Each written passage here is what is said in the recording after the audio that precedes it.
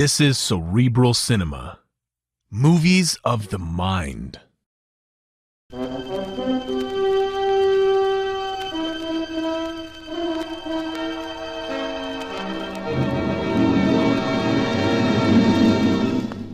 I have been here.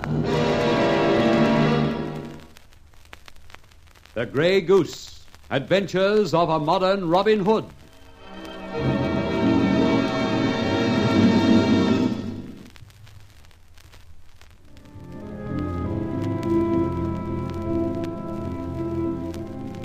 With Barbara Faversham away, we couldn't do much about the pursuit of her 40 thieves, as we'd christened her father's syndicate associates. Lately, I'd managed to rake the headlines a little, incidentally benefiting a charity here and there, and at the same time adding a small percentage to the grist of my own mill. Sunning myself one morning on my 2x4 flat veranda, I suddenly heard my morning buzzer go. This meant that someone was coming along the corridor to my flat. Then came the chimes at my door. Good morning, Fletcher. Oh, is it? Inspector Ben Ford, come in. But my query as to the qualities of the morning are necessarily tempered by the entrance of Scotland Yard. You must have a guilty conscience. What have you been doing? Well, last Wednesday I stole the crown jewels, and yesterday I robbed the Bank of England. Other than that, I've led a blameless life. Well, I'm glad to hear it. Though to tell you the truth, I sometimes wonder how blameless your life really is. Well, upon my word, Inspector Ben, there are moments when you give me goose flesh. Grey goose flesh? Oh, any old colour. Dashed uncomfortable, too.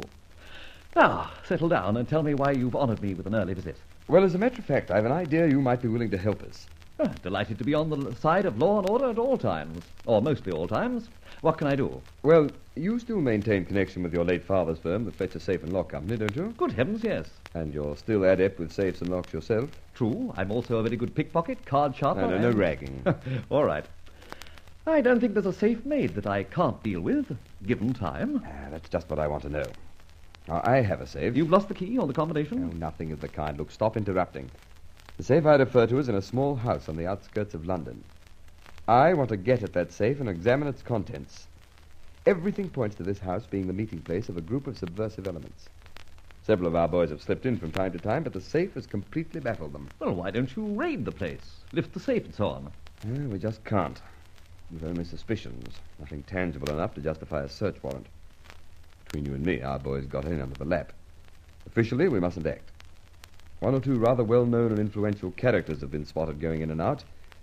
And there might be very trying repercussions if we ran foul of them. Well, where do I come in? Listen, we must have the contents of that safe. Now, you on? You'll have police protection as far as possible. Well, with a cordon of police around me, I'll try. You'll have no police cordon. You'll just have me. Oh, right. I look fine in Dartmoor, sharing a cell with one-time Chief Inspector Ford. All right. When do we commence our criminal careers? This very night.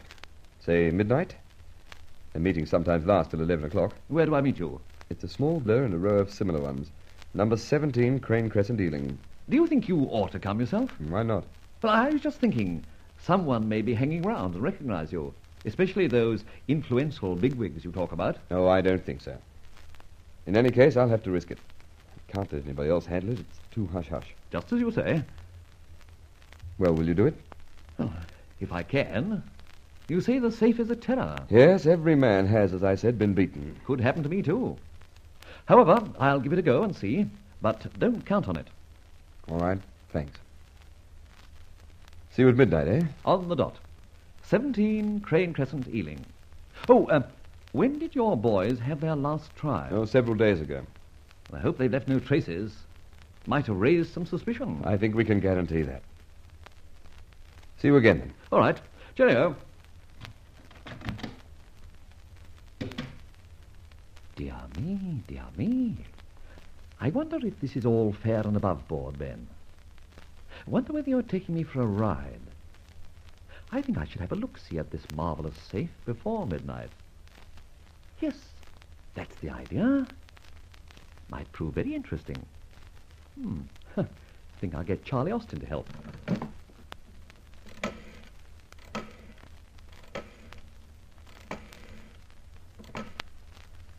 Hello? X here, Charlie. Do you know Ealing? Who's he? Ealing is an outer suburb, Charlie. Could you get out to a place called Crane Crescent at 9 o'clock? Yeah, of course I could. Well, about that time, I'll be walking down there. Join me, will you? Righto, Mr. X. I'll be on the lookout. Good.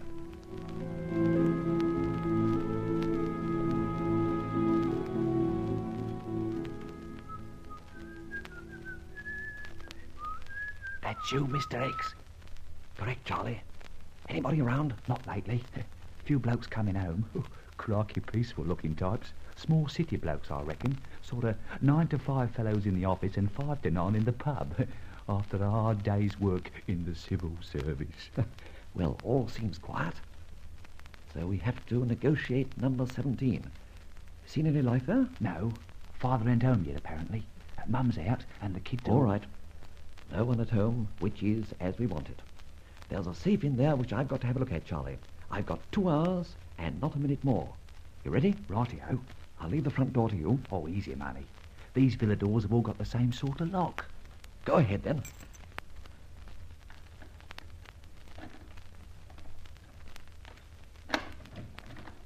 Enter, my lord. The passage awaits. A very ordinary sort of place. Linoleum, cheap furniture. And if they've got a safe, it'll be full of nickel silver teaspoons, I bet. They have got a safe. Look! Oh, crikey. Ooh, now there is a problem. This'll take a long time, Mr. Hicks. Give ourselves till 11 o'clock, or 11:30, not a moment more. We'll take it turn and turn about. You start.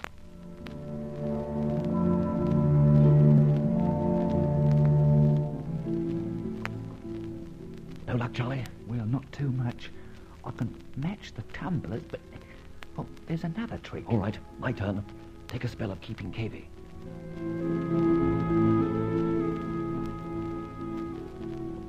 How are you going? Fairly well. Damn it, there are 11 eccentric tumblers in this infernal combination. 11? Yes.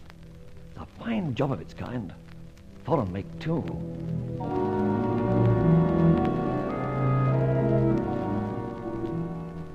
All right. At last. By Jove, Charlie, it nearly beat us. Oh, not even a nickel teaspoon as a reward. No. Doesn't it strike you as strange that a safe of this type should be in a small suburban villa? That's right. And stuffed with papers and books. Which we shall take back to my flat and examine at our leisure. Close it up, Charlie. Now, grab half of the stuff. I'll take the rest. Now, come on.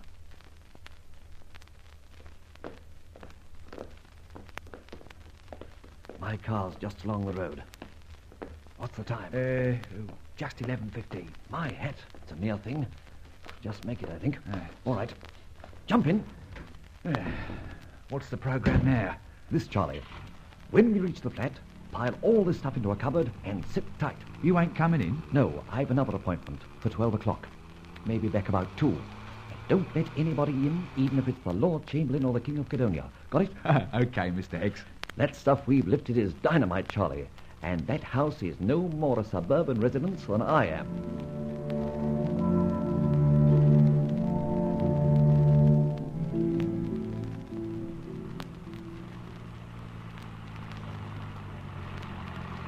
Just back on time. I better stop here and walk the rest of the way. Think I did Ben an injustice when I thought it might be a grey goose trap. It looks like he's onto something special this time. Ah, number 17 again. 5 after midnight. And no Ben that I can see. Maybe he's gone inside and is waiting for me. Good Lord, what's this? A body on the path. Whew. Jumping Moses, it's Ben himself. Ben, gosh, too. Ben. Ben, wake up. Not dead at any rate. Ben, can you hear me? Yeah. What the blazes do you want now? It's me, Fletcher. Look, sit up. Can you, if I help? I think so. Oh, my head. Look, Ben, this place is unhealthy. We can't hang around. Brace yourself. I'll drag you back to my car. No. Let's go in. I'm all right now.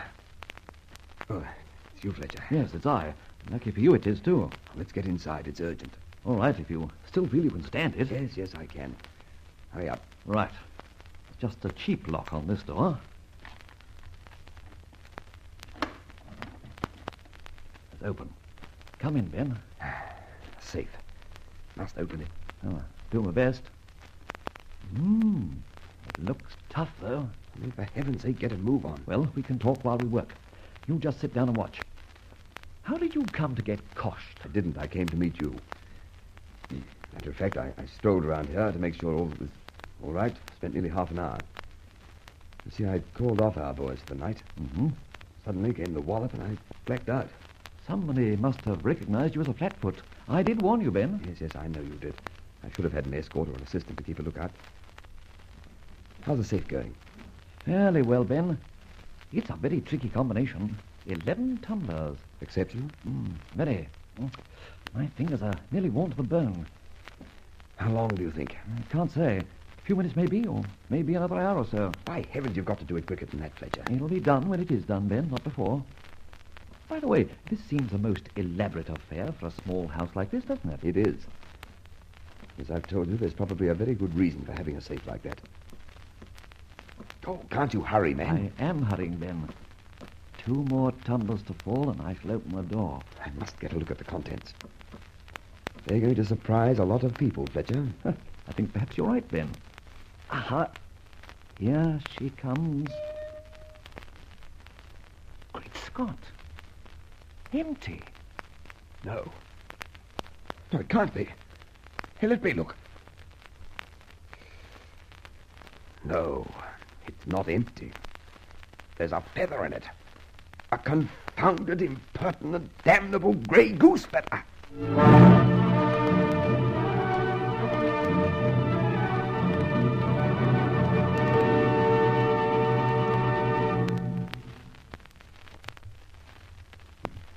What a climax for Inspector Ben Ford. We can just imagine the silent chuckle indulged in by our friend, the Grey Goose.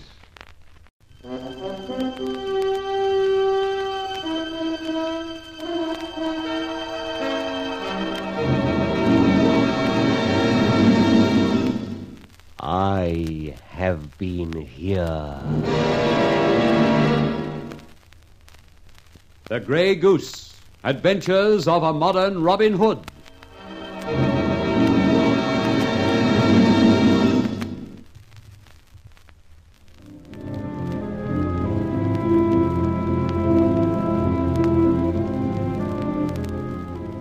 Inspector Ford surprised me by asking me, as a safe and lock expert, to try and open a safe in a small house in Ealing. This house was under suspicion by the security boys, and the matter was, of course, very hush-hush. I promised to meet him at midnight. I decided to take Charlie Austin first and look things over. The safe was a very tough proposition, but eventually we got it open, picked up the contents, and disappeared. I then kept my appointment with the inspector. He was at the address all right, completely unconscious. He'd been slugged. Eventually I got him round, and after a show of great difficulty and much personal sweat, I opened the safe. It was, of course, empty, except for the goose feather I'd planted on my earlier visit. Under the circumstances, I was sorry I'd done this to friend Ben. That damn grey goose feather. Otherwise, not even a cigarette paper. Oh, heaven, give me a chance to nail down that sinner. So he's foresold us, Ben? Yes, but how? How the devil does he know anything about this place, about police plans, security plans, and all that? Maybe he was the man who cost you.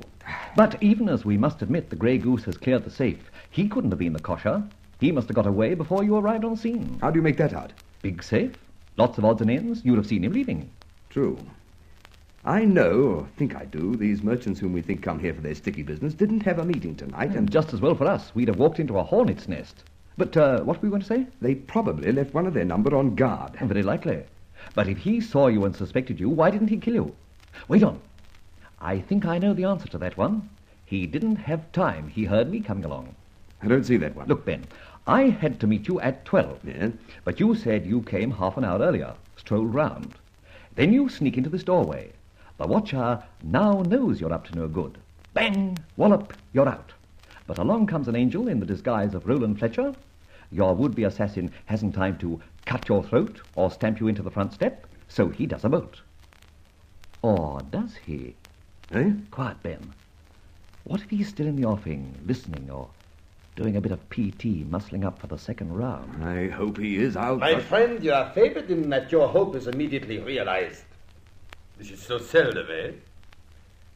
I am Ludovic Arpescu, Inspector Ebenezer Ford, at your service. Never heard of you before. But you have felt my presence, dear Ebenezer. So it was you. I had the honor of stunning you. As your friend so rightly surmised, I was on watch, and had I but a moment's more time, I should have dispatched you to regions unknown, which, however, we are taught to believe are joyous in the main. Now, gentlemen, hands on heads, please. It is impolite, I know, but I must search you. Jump him, Ford. Not so impetuous. I certainly have only a torch in one hand, but this other hand contains a Luger. Very powerful gun, eh? Then why don't you use it? Admitting that you would be better dead, I have come to the conclusion that some of my associates might wish to ask you a few questions. Well, apparently you are unarmed, which is good. Ah, Ebenezer, you carry handcuffs. How very convenient. When do you expect your friends, as you call them? It is now 1 a.m. They meet tonight at 8 p.m. The inconvenience of waiting will be yours for a matter of just 19 hours. We somehow don't think your friends could be worth a wait of that long. Oh, I do not expect you to like them, but I'm certain they won't like you, and that will be most unfortunate for you. Now, enough. Hold your right hand out, Ebenezer. So, the handcuff now, and the wrist behind the back, so. Now, friend of Ebenezer, put your back against your friends. So. I'm darned if I... Oh! How like you a push in the face with a gun sight, eh? Behave. Mr. Ludovic, what's your name? You will answer for that sometime. Shut up! Right hand behind back. So. It's good. Now the handcuff. A position so difficult, is it not? Nothing to the position I'll get you into before long. Now sit down. Oh, I do apologize. Of course, it is almost impossible to sit down, isn't it? Alas, you must stand. Let me just put a light on. Inspector Ebenezer, you will now raise your left hand. So, over the window. High up. That is excellent. Just a moment. One move and I shoot. In this drawer are hammer and nails. Good. Once more the arm. So. A nail through the cuff of your coat to the highest extent of your arm. Excellent. And now you, my friend. Arm up, please. Left arm. So. Excuse me should I most inadvertently hit the thumb now and then. I'm only an amateur carpenter. But even as I nail, I can see to shoot very well.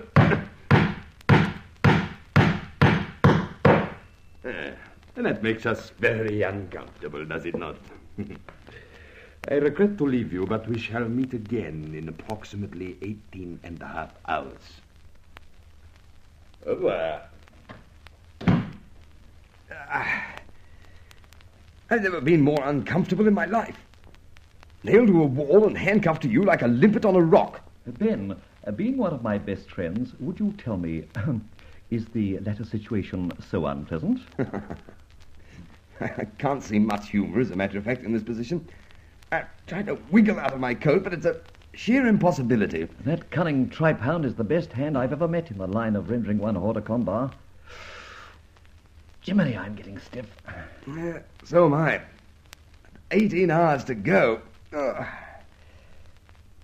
I say, I wonder what the Grey Goose took out of that safe. Confound him, he may have gummed up the whole works. On the other hand, he may communicate with you. Slender chance. Just to get a sight of those papers, if any, I dragged you in. Now, Lord knows where they are. Oh, heavens, this is agony. You're telling me. But I'm gradually getting numb. Look, can't we move around a bit? Not a hope. Wait on. We might tear our coats free of those nails. Try it. That tailor of mine uses better cloth than he gives me credit for. Mine too, but I pay cash. Aren't we a pair of comics? And talking of tailors, how do we manage to get caught with our pants down like this? Oh, 18 hours more to go.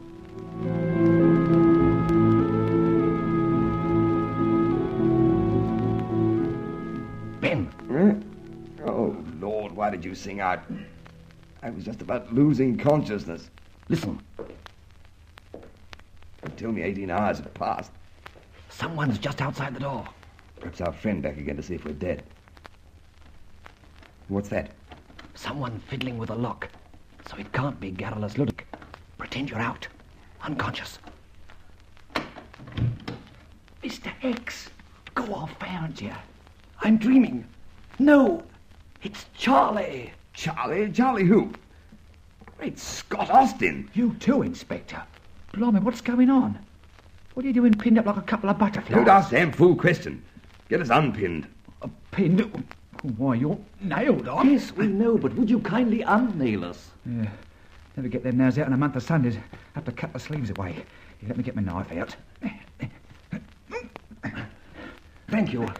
Ooh, I can't get my arm down. I think it's up here for good. I'll be a permanent strap hanger. I'm certainly not far off paralyzed. Now the handcuff, Charlie. I see. Easy. I don't want a demonstration of your skill. There's a key in my right-hand pocket. Oh, shan't be a brace of shakes. Thanks. Oh, funny. I've never opened handcuffs with a real key before. How do you feel now, Fletcher? Stiff, but vastly better. Now, Charlie, we've got to get a very definite move on. This place is about as healthy as a snake pit. You ready, Ben? Yes, I think I've really had enough.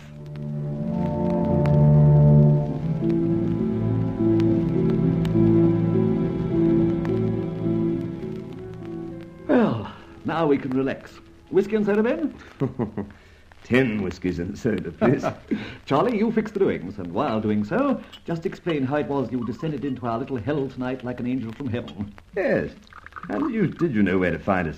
It's puzzled me. Well, Inspector, Mr. Hex Fletcher said as how he'd meet me at his flat here at 10 o'clock to discuss a new lot we were interested in. Quite right. Well, come 10 o'clock, no gents, see, so I'll wait till 11. Come 12, 1 and 2. So I think maybe he's gone off to a party and it's no use waiting. Then I has a brainstorm. I looks in his diary, and there it is plain as a pikestaff. 12 o'clock, Inspector Ford, 17 Crane Crescent, Ealing. Well, then I thinks, all police stuff. Hope he's not in any trouble. Yeah, well, I know the police, see. Begging your pardon, Inspector. Well, don't worry about me, Charlie. After your effort tonight, I wouldn't run you in for murder. Oh, pleased to be of service, sir. Well, came 4 a.m, and I began to fear the worst. So I gets the small car of Mr. Fletcher's and tears out. What made you force an entry? Well, I was suspicious, like, so I thought I'd have a look-see, which I did, as you know. With most satisfying results, Charlie. Let me shake hands with the most opportune and welcome cracksman I've ever met. With these words, Fletcher, I'm going to rest my weary and much abused body. Well, so long, Ben. I think we shall sleep well tonight. I think so. Good night. Good night. Phew. How did I go, Mr. Hicks? Magnificent, Charlie. My heart was in my mouth. Have you ever written a book? Why, no. Well, you should. You're the finest liar I've ever met.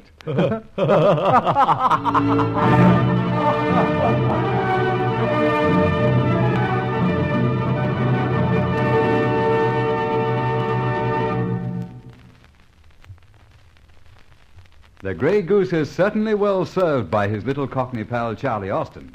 And apparently the ex-burglar learns ready wit and how to cope with an awkward situation from his employer, the Grey Goose.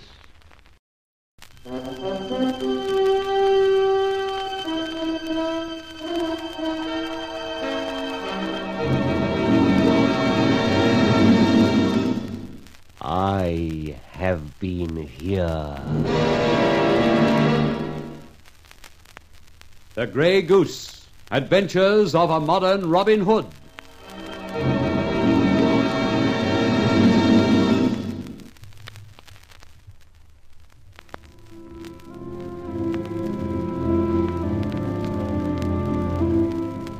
Inspector Benford was furious when, on opening the safe at 17 Crane Crescent, we found only a grey goose feather.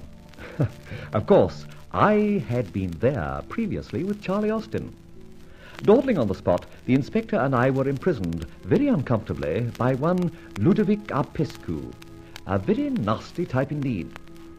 By a bit of most ingenious reasoning, Charlie Austin put two and two together and arrived in time to put the inspector and myself out of our misery.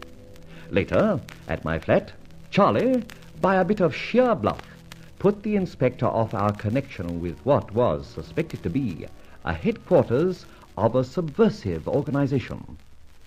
Must have been a rough deal, Mr. Hicks.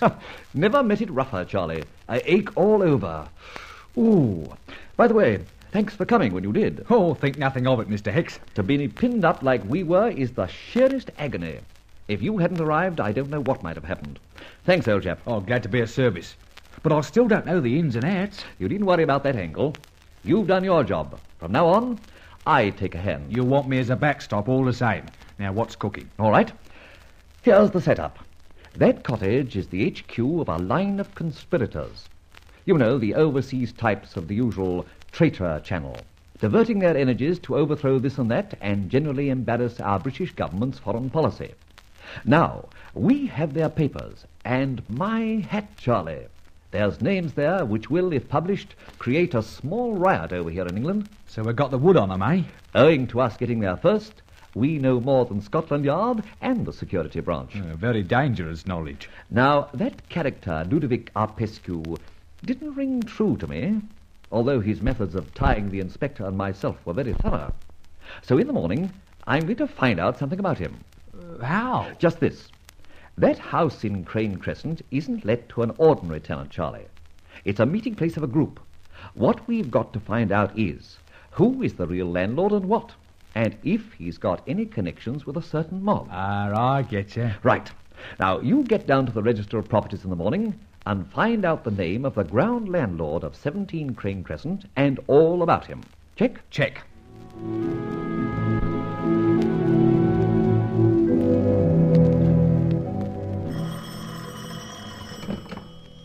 Inspector Ford here, yes? Good morning, Inspector. Who's that? Merely your friend, the Grey Goose, again. Oh, I haven't time today for tales of Robin Hood and such. Get off my line. Oh, how brusque you can be, Inspector. However, what I have to say on this occasion will be much to your advantage. Let me just mention a certain number in Crane Crescent, Ealing. Oh, what do you know of that place? Oh, yes, you got there first and planted your usual wretched feather in the safe. I did. And as a matter of fact, dear Inspector, it was just as well I did. How do you make that out? Well, I ask you. Our friend Ludovic would have made things very much worse for you if he'd found those precious papers on you. I'm terribly sorry. You must have had a very dreadful night. Yes, I did too. How did you know that? How do I know quite a lot of things? However, this is not a social call, how are you and all that. It's a notice, if I may express it in so many words, to the effect that the contents of the safe Yes? will be delivered to you in just about 5 minutes from now. What? 5 minutes from now, you should get the whole of the documents and other contents of the safe located at 17 Crane Crescent. My manager has just left them at your gate. Right. Stop anywhere not a constable near the gate. I heard that, Inspector dear. Too late. Aye. He's gone. However, the papers will reach you almost immediately now.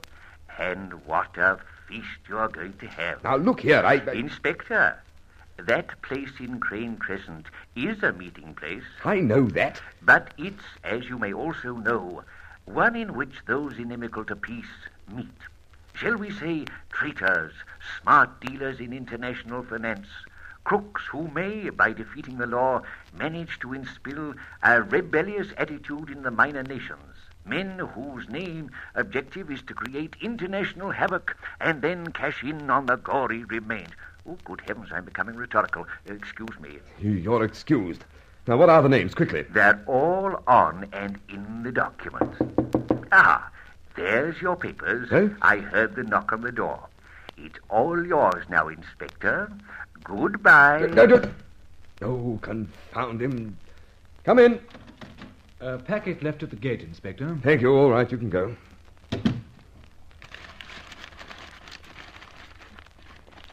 Well, I'm... Oh, confounded, a goose feather with the parcel. Oh, well, I'll add it to my collection. Now, let's see what we've got. Good heavens.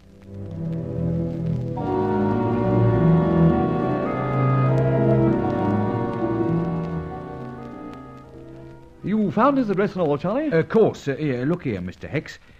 Claiborne Chambers off Park Lane. Jiminy, he owns the whole street. Crescent, what have you? Learmont. Jewels. This is a man I must see. So, Mr. Learmont is the owner of the house in Crane Crescent, among others? That's right. Looked it up in the property register. Anything on? Yes, quite a lot, Charlie. You and I are paying a call this evening in the city. I'm with you. I said you and I. Now, to make the appointment. I can't telephone from here, too easily traced. Let's go out to a call box. Come on. You know, Mr. Hex, you're sticking your neck out a lot these days. Here we are, opening up safes, breaking in, and not the razzo for all our trouble. I know. But one of these days, Charlie, we'll go exploring again. Here's the lift. Get in. At the moment, we're in search of ideals. Ideals is ideals, but cash is cash. Not to say necessary.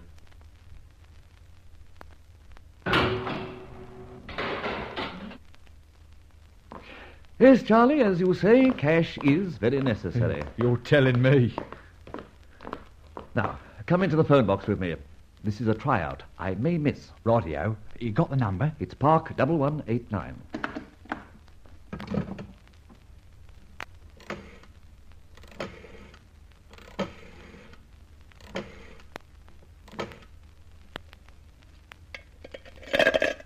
Yes. Mr. Learmont, good day to you. Who's that? Forgive me if I don't give my name. I rather wanted to see you privately, and your switch girl might... I don't make appointments with nameless strangers. I deal in properties, real estate and such, but as I said before, I only deal with people who are prepared to come out into the open, names and all. So unless No, don't hang up. It is about real estate I wish to see you. Then why the secrecy? Because the real estate is situated in Ealing. Crane Crescent, to be precise. Crane Crescent? Yes. I notice you're interested. That's fine. Now, will you make that appointment? What's it about? Crane Crescent. I assure you, Mr. Learmont, I can discuss that desirable neighborhood to your interest. All right. What you can say, unless it's a proposed purchase, I can't imagine. Come to my office at 3 this afternoon. Sorry. Although my business is urgent, I can't manage a minute before 8 tonight. But... 8 o'clock tonight, Mr. Learmont. And kindly see that no members of your staff decide to do a little overtime. All right. Good day, and I shall not be late. And knowing what I think you know, you'll not forget to turn up. What's the strength of all that? You heard? Every word. He didn't seem anxious to talk about Crane Crescent. Why, I wonder? Because, as you found out, Charlie, he's the owner of that little property. And I'm making a guess that he knows something of the goings-on at number 17. Where we were, eh? Yes. But you and I will examine those offices from top to bottom at 7:30 and make sure there are no odd bods lurking around the corner. Think there might be? It's hard to say. If he's an honest land and estate agent, there's no reason. At the same time, he sounded worried and may not be all he pretends to be. However, 8 o'clock will tell us.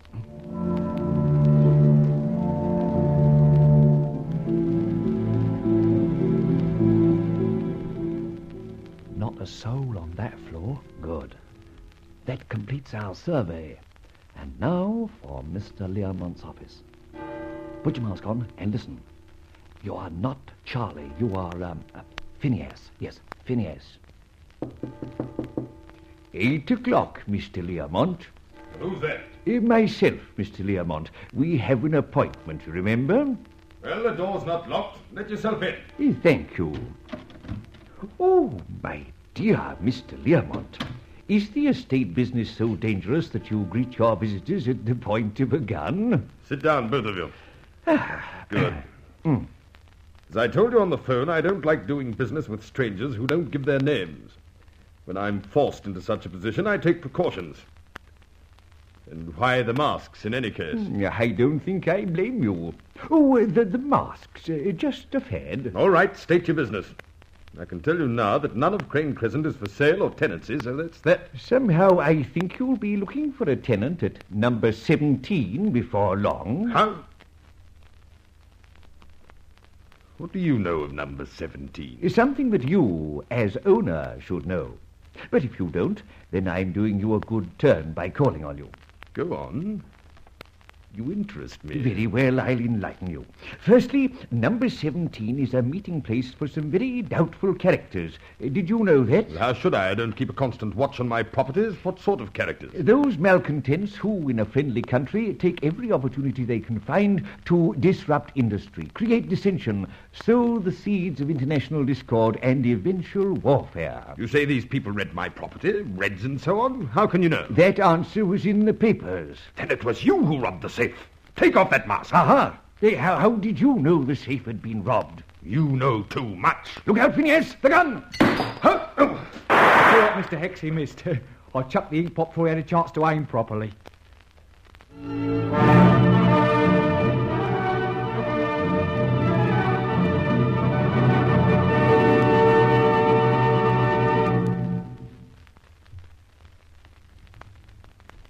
Roland Fletcher has actually tumbled onto something, this time on the side of law and order.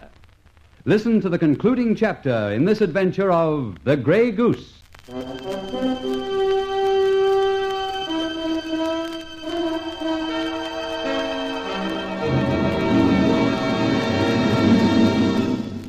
I have been here. The Grey Goose. Adventures of a Modern Robin Hood.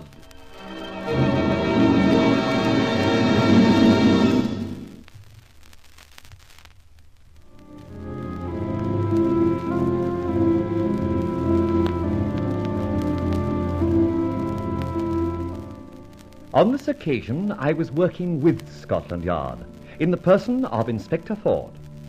In his presence, I opened a safe in 17 Crane Crescent, Ealing, only to find a grey goose feather its sole contents. Needless to say, I'd been there before and abstracted such red-hot subversive stuff as would make a hydrogen bomb look like a drop of water. A character turned up by name Ludovic Arpescu.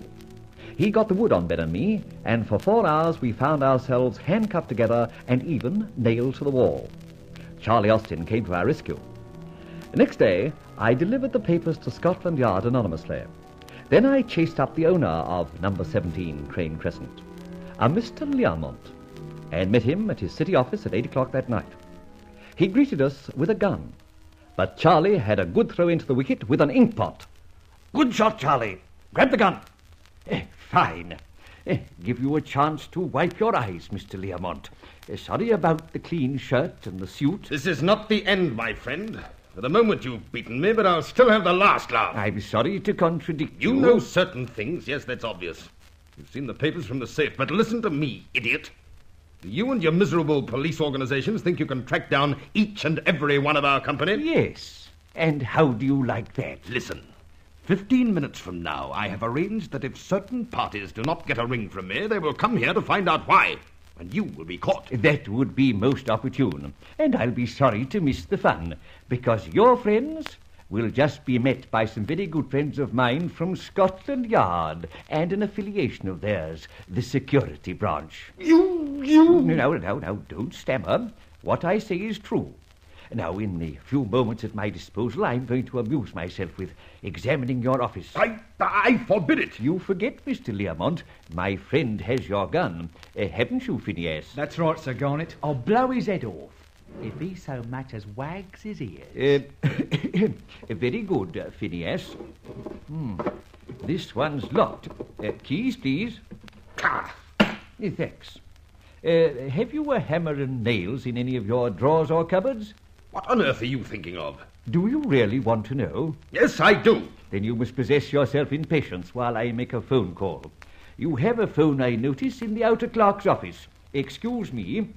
Phineas, keep your eyes and ears open. Oh, but yes.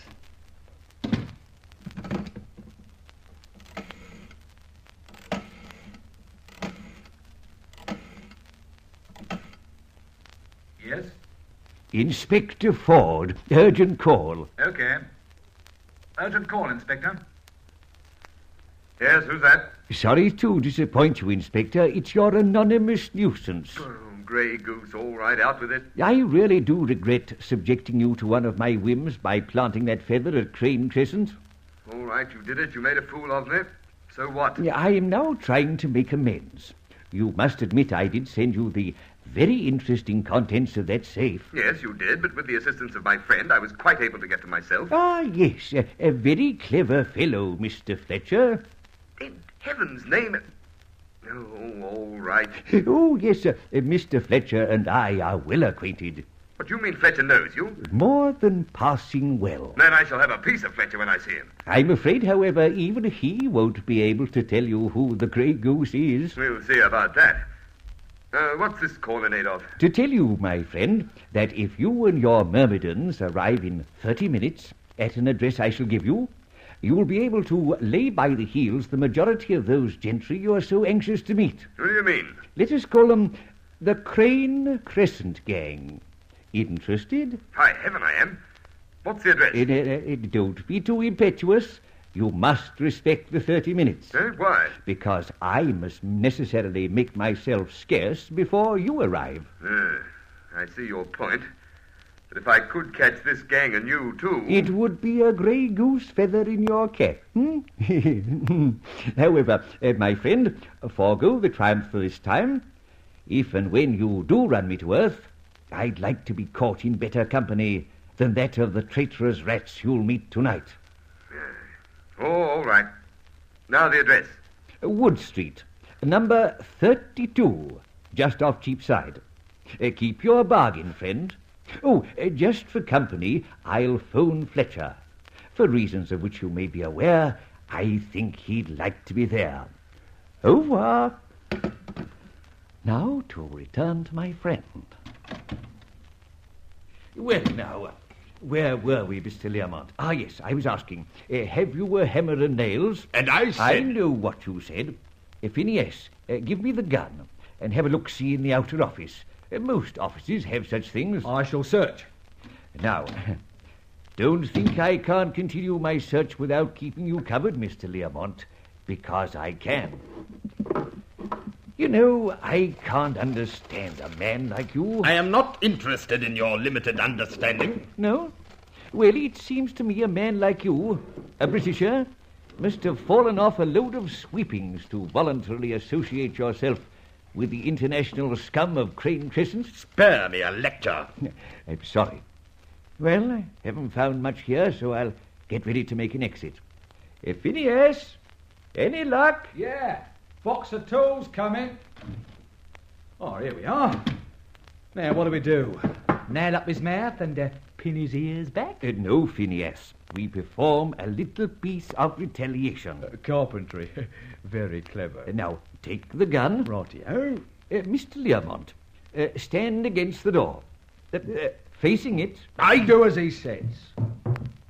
Lift your right arm. Higher. That's it. There, through the cuff of your coat. Good. Phineas? I'll get the idea. Now the left arm, as high as possible. So. What do you know? Shall I tell you? Yes, I think I will. Last night I witnessed a very painful lesson in nail driving. There. That fixes the arms. Now the legs. So. My friends will not be here in time. Permit me to nail this right trouser cuff. Now the left. So. Good. Of course, this little operation is familiar to you. I do not know what you mean. Yes, you do. Last night you performed a similar operation on some friends of mine, Mr. Ludovic Abescu. You know? Yes, of course. You fool. When you play two characters, you must change everything. You were very successful, nearly. Allow me to congratulate you on your two accents, English and, whatnot. You should go on the air, you know. The only thing you forgot was that stake ring on your hand. Oh, very careless. Oh, tut, tut, tut. Well, now I must really leave you. Your friends are about you, as are mine from Scotland Yard. A happy meeting. I wish I could be there to witness it. Good night, and best wishes from the Grey Goose. Oh, home John, I reckon. Not yet, Phineas. We're going to stay and see the fun. My hat, Charlie. You nearly gave the show away once or twice. Well, I ain't no actor, you know. Yes, I do know. Now, let's get out and down the street into Cheapside. Any moment from now, we shall see a gathering of the clans. Firstly, visitors from Crane Crescent, and then Ben Ford and the hordes from Scotland Yard.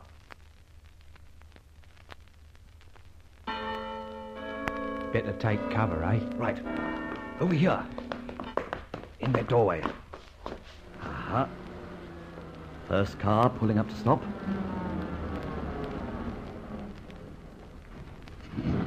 Look at them. Piling out. 6 of them. Huh. Wonder what they'll say when they see our friend nailed up to a door. You did a good job there. Huh? They've gone in. Look like a bunch of Chicago toughs. More dangerous, though, Charlie. Wait on. Police this time. Truckload of them. All right, men. All right. That's, 2 men here. 2 men found in the street. Off we go. All right. Saunders is closing up the other end. Yep. All right, in we go. Come on, Charlie. Do you think we ought to stick our noses in? I'm all for going while the going's good. I never like mixing it with the police. All right. You can stay here if you like. But there's a good reason why I should see and talk to Inspector Ford. All right. This time I'll sink my flaming prejudices. There's Ben himself. I can't let you go into Wood Street, so just keep clear, please. But I wish to speak to Inspector Ford. He's busy. Nevertheless, I have to see him. I have information for him. All right, I'll get him. But don't you try any jokes.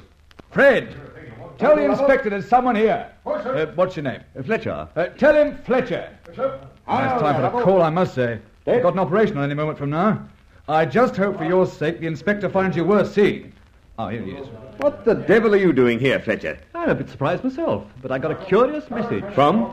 Well, an oldish voice said you'd be at this address, and as I'd be interested in what was going on, I'd better come along. He mentioned our little adventure of last night. He did? Yes. Confounded, he seems to be everywhere. Oh, well, come on, but keep clear. There's going to be fireworks any moment from now. Matter of fact, that same voice told me you'd arrive. All right, Constable, keep that crowd back. Tell them to go to blazes. No one's allowed in Wood Street. Come on, boys! Get going! All right, come on. Here we go. Come on. All right, come on, men. All right,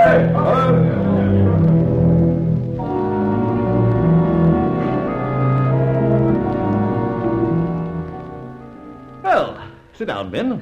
Thank you. Quite a night, wasn't it? Quite. Any casualties? Well, they started letting guns off. That's what always do. So my boys replied in like manner, and unfortunately Mr. Learmont got his in a very fatal spot. Learmont? Who's he? Or rather, who was he? A recent friend of yours. Of mine? I can't recall the name. You and I met him last night. Only he then put on a very good foreign act. Called himself Ludovic Arpescu. My hat! The fellow who practically crucified you and me in Crane Crescent? The same. And here's the funny thing, Fletcher. One of the men we nabbed talked and said when he and his pals arrived at Wood Street, they found him pinned to a door with nails through coat cuffs and trouser cuffs, babbling about the Grey Goose. By Jove, sort of poetic justice, eh? Fletcher, only you and I knew of that trick. And the late Mr. Arpescu. Oh, and of course the Grey Goose. Or apparently so. Yes, apparently so.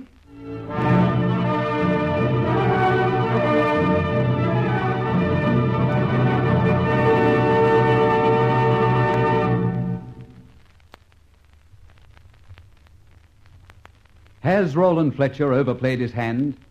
We shall see if we continue to listen to the adventures of the Grey Goose.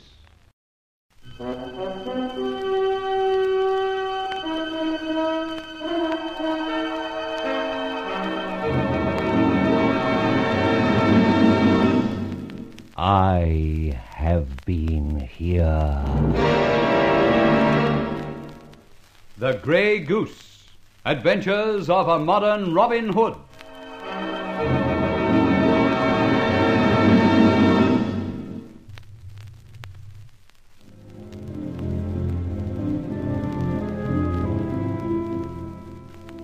Having participated in an adventure with Inspector Ben Ford on behalf of Scotland Yard and the security blokes, I began to bask in the sun of my own virtue.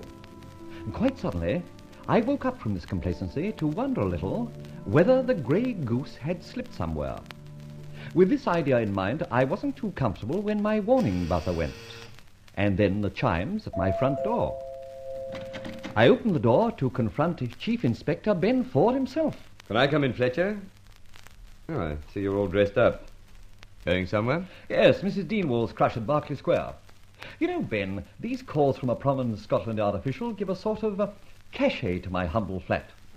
Everybody says that man Fletcher's a big noise. Even Scotland Yard calls on him for advice. Commissioners, chief inspectors, MI5, foreign officials... All right. My hat, I wish I had your sense of humour. But you have been. You'd be surprised how many times you've handed me a good laugh. Strange you should say that. Strange? Why? Well, sometimes I've wondered whether you were pulling my leg. My dear Ben. Inspector, have a drink. You're not quite yourself. Surely you can't mean that. I do? No, I won't have a drink. I'm on duty for one thing. What duty? Lady Formerly's jewels. Jewels? Yes, Lady Formerly's jewels. They were stolen last night, £8,000 worth.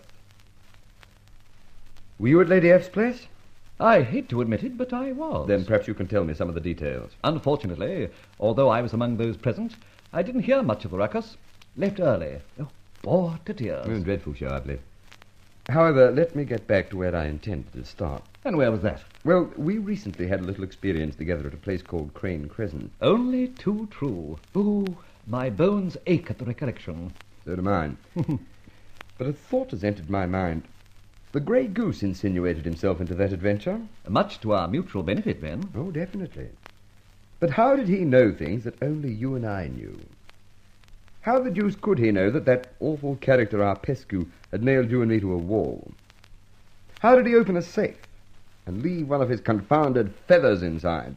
Echo answers? How? Exactly. Fletcher, when that croaking voice rang me up last, he said he knew you very well. Did he really? Yes. But he also said you'd not be able to point him out. Yes, that's the whole point, Ben. This Grey Goose chappie knows me. He knows you. In fact, he knows a lot of people we know. Our trouble is we don't know him. The Grey Goose may be a man we even meet at our club.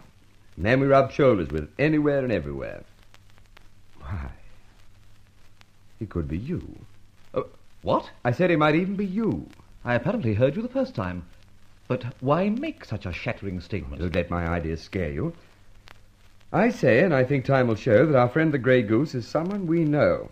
Now, suppose it or he were you. Don't say things like that twice. Could you, as an ordinary citizen, account for all and every hour of your time? What are you driving at? Well, to put it in a nutshell, every time the Grey Goose was active, what were you doing? Good gracious. I get you, Ben. Couldn't produce an alibi for £1,000. Exactly. So you could be the Grey Goose. Yes.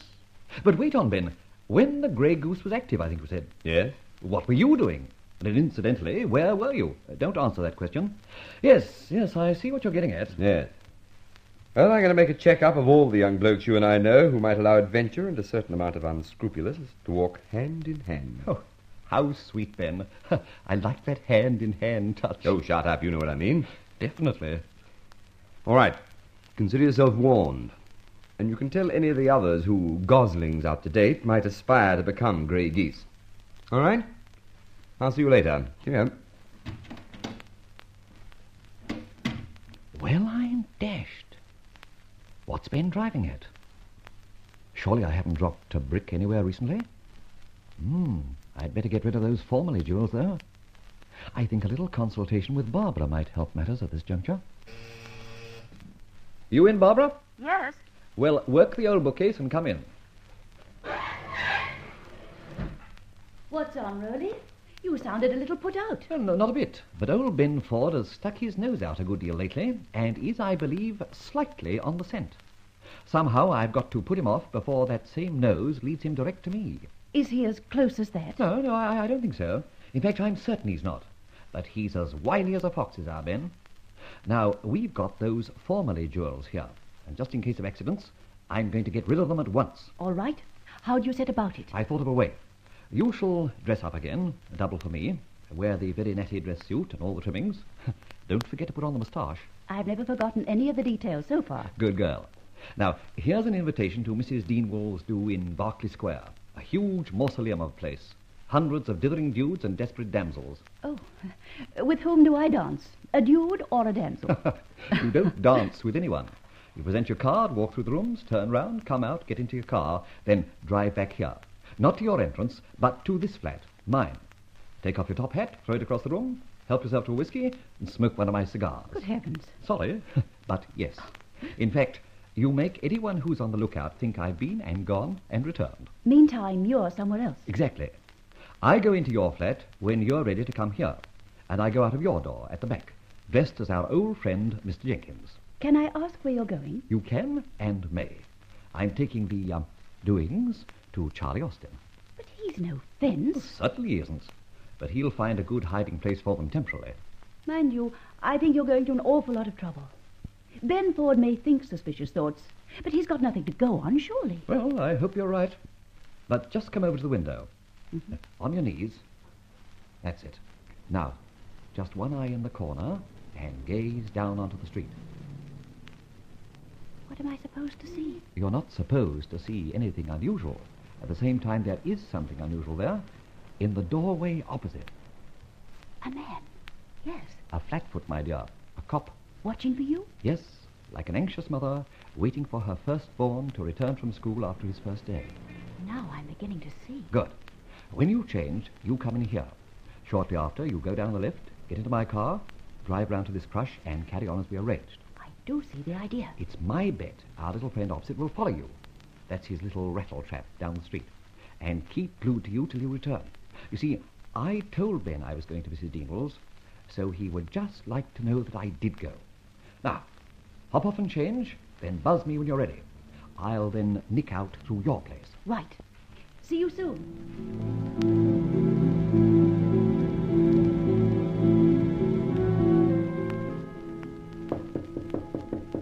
Shop's closed. Oh, bad luck. Charlie, it's Mr. X. Blimey. Hold on a moment. Good evening. Yeah, what's the game? You wait, Mr. Hicks. Who are you? Up it now for a dongs you one. It really is me, Charlie. Just a bit of touching up here and there. Oh, well, now, of course, I knows the voice. I can tell it's you. Here, come inside. Well, you could knock me down with a feather and no mistake. I'm glad it's so good. The fact is, I'm Mr. H.C. Jenkins, now travelling abroad. He had the flat back of mine, and while he's away, I leased it to Miss Favisham. And, of course, you know the bookcase trick. Didn't I fix up the patent lock for you? Now, what can I do for you, eh? Just put these in a safe place, if you will. Holy mackerel, sparklers. Mr. Hicks, I can't take them. Well, of course you can't. But you can show me a hideout for them. Yeah, I reckon I can. Here, put them away before they blinds me and leads me into temptation. Come on, Mr. Hicks Jenkins, sharp's the word. There's an old junkyard back of here, see? I got the safest case for 'em you ever did see. Just follow me. Mind your step.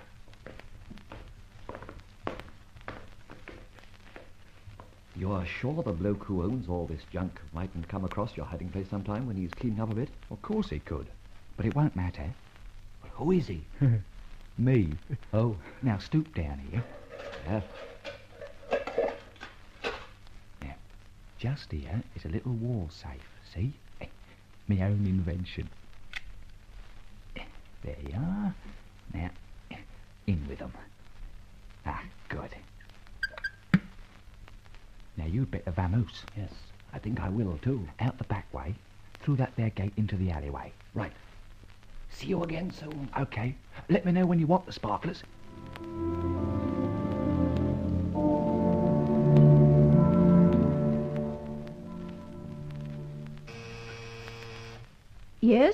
You're still in my flat, then? Of course. I'm doing my act, parading up and down past the window. I've even got my dress coat and vest off. Well, don't overdo it for the sake of a mere flatfoot. You coming back here? No, not yet. You come through to your flat. Let the catch of the bookcase go on your side.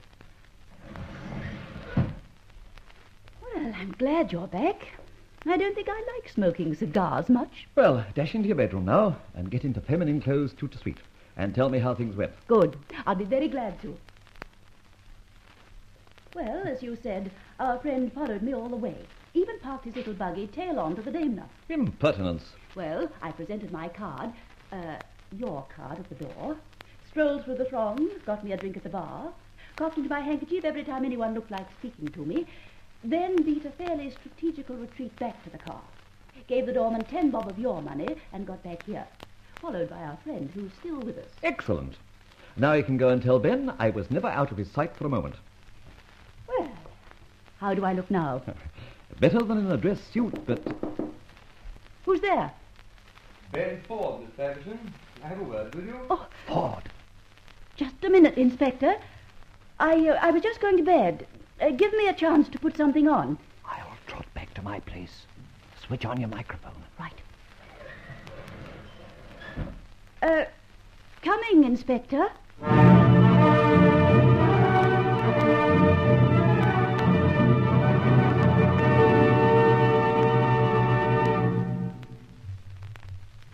We did suggest that Roland Fletcher had overplayed his hand. This may prove a tough problem for Fletcher, so listen to the further development of this adventure of the Grey Goose.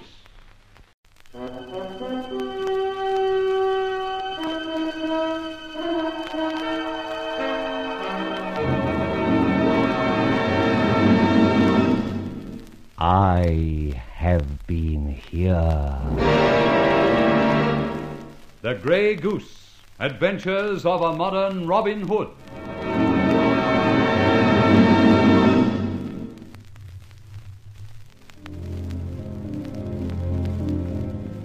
That canny inspector, I believe, suspicions me, as they say in ye olde English.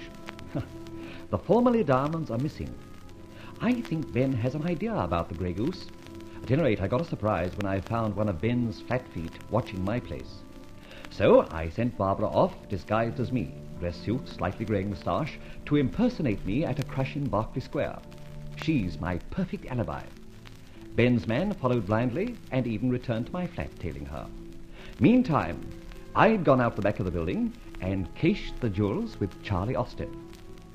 Returning by way of Barbara's flat, we compared notes, and quite suddenly, a knock on the door was followed by a request from Inspector Ben to be allowed to speak to the lady herself. Exit me to my own flat through the revolving bookcase, Barbara turning on our little speaker equipment as I went. Thus, I was able to hear what went on. So sorry to keep you, Inspector, but I was just preparing for bed. No, not at all, Miss Faversham. I can only ask you to forgive a rather late call. You are alone, I take it? Yes, definitely. Just as I rapped on your door, I thought I heard a man's voice. Inspector Ford? Really? No, I'm most terribly clumsy, I fear. You did hear a man's voice? Oh, then I'm determined. Not a bit. You heard my pin-up actor on the wireless in my bedroom. Well, now, sit down. Can I give you a drink? No, thanks. The fact is, Miss Faversham, I just wanted to ask you something about your tenancy of this flat. Good heavens, don't tell me, Inspector, that you're going to fair rent me or grope for some extra key money. You must be seeing quite a lot of my friend Fletcher. How? That is, your little quips and quirks rather resemble his style. He has a flat in this building, I believe. No. He has a flat in the adjoining building. This one faces one street, his faces the other. There's what they call a party wall between the two. Is there anything else I can tell you? Yes. Your landlord is a man called H.C. Jenkins. That is so. He apparently bought this suite some years ago. And to whom do you pay rent? To his solicitors. Webb, Fawcett, Webb and Bryant. Fancy me remembering names like that. Have you ever seen Mr. Jenkins yourself? Never. I gather he's an elderly man with a penchant for travelling. Travelling? Yes, you know. America, Shetland Isles and all that. He's not in America or the Shetland Isles, Miss Faversham. No. No. The hall porter downstairs is certain he saw Mr. Jenkins leaving the entrance hall of these flats tonight. No. Oh, wouldn't it be dreadful if he's come back from Manitoba or Siam or some such place and wants his flat back? Very awkward indeed, Miss Faversham. Well, thank you very much. I won't keep you any longer. I think I'll pop in and see Fletcher on the way home. Is he in? I couldn't tell you that. Oh, hasn't rung you? Why should he? Sorry. Well, I suppose I'll have to go round to get to his place. Yes. Take the lift down to the ground floor of this building, turn left, then down a narrow court. Turn left again into Mr. Fletcher's street, then it's the first big entrance on your left. Go up in the lift to the second floor. It will take you about 3 minutes. You seem to know the details of the route very well. It's wonderful, considering I so seldom follow it myself. And, Inspector, I don't think I like that last crack. Good night. Impudence. What? Still there, Inspector? Can't you find the lift? It's just there. My shoelace came undone. Oh, there's more light at the end of the passage. Mind you don't trip. Yes. Rory. Yes? He's coming round. Better get into your dress togs, but leave coat and vest off as I did when I was doing my act in your rooms. Have done. All right, I'm reversing the speaker set. Keep your ears open. Right, but be careful. By the way, who is Mr. Jenkins? Tell you later. You've met him but half an hour ago. You? Yes, I. Now cut the cackle. He's about due, the sly fox.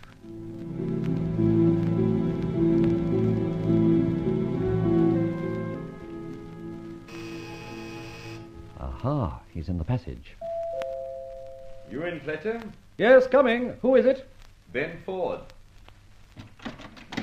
Welcome, my dear sleuth. Or are you? Eh? How do you mean? Well, if you've come for a drink and a smoke and a chat, you're welcome.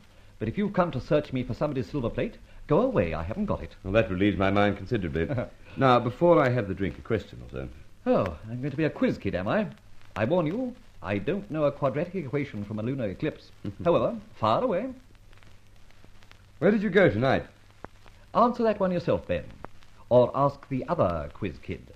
That flatfoot you planted opposite my front door. Eh? I assure you, He's Fletcher. already told you I've been to a crush in Berkeley Square. Stayed 15 or 20 minutes, came back here, took my coat and vest off, smoked a cigar at my window, and so on. He followed me there and followed me back here. And why? It's my turn to ask you now. Why? Oh, matter of form entirely. Matter of bad form, I think. Hold your horses, Fletcher. There's been a little over-enthusiasm, which you'll have to forgive. Well, explain why. Yes, well, I will. Recently, as you know, I've been rung up by a character with an aging voice claiming to be the Grey Goose. This character foolishly used the call box just adjacent to this building, and that made me suspect he came from somewhere handy. A fair assumption, but not very conclusive. True. However, we chased round and followed a lot of tenants, including yourself. An ancient voice and a grey goose. Huh, thank you. We struck a blank. Everyone appeared young, smart, and not a bit aging. But then we hit on someone who remembered an eccentric old chap called H.C. Jenkins. He used to be a tenant of a suite over in the next block. Oh, hang on a moment, Ben. You've got nothing there. Oh, I agree. At the same time, I'd like very much to see Mr. H.C. Jenkins. Why? Well, he's the only one round here we haven't checked on. Incidentally, he happens to be the landlord to whom Miss Faversham pays her rent. Well, the rest's easy. She'll give you his address. Oh, no, not a bit of it. He's generally travelling from, place to place. Oh, one generally travels that way, doesn't one? You know what I mean. Now, here's the strange thing. The hall porter of the block of flats at the back of this one swears he saw Jenkins go out of the front door tonight. So he's not at present travelling from place to place. Didn't one of your bloodhounds chase him? Missed by an inch. The old codger jumped a taxi before my chap could catch him. Bad luck. You haven't seen him by any chance, have you? I may have done. I've been in this neighbourhood a few years now, but I've never noticed your friend to my knowledge. However, I'll keep a lookout. Do. All right, I'm afraid I'm keeping you up. I am a bit tired. That party was a crashing bore. Now, what about a nightcap? No, thanks. I'll search my roost myself, I think. Smoke? A cigar? Oh, no, thanks. I'll take one with you. Why should I? Give it to your flatfoot down below. He's been standing down there a long time watching me smoke 'em. That's his job. Good night. I'll let myself out. Right, Ben. Cheerio. This gives me seriously to think. Wonder if he's playing the same trick as he did on Barbara. Hello, you again. The lift's down the passage, Ben. Surely you remember. Yes, of course I do. I was just looking for that's at the end of the passage to the right. See you soon. Ben, laddie, somehow you've got your nose down on the trail, and I don't like it very much. This calls for a bit of a powwow. Think I'll get Charlie Austin along as well as Barbara.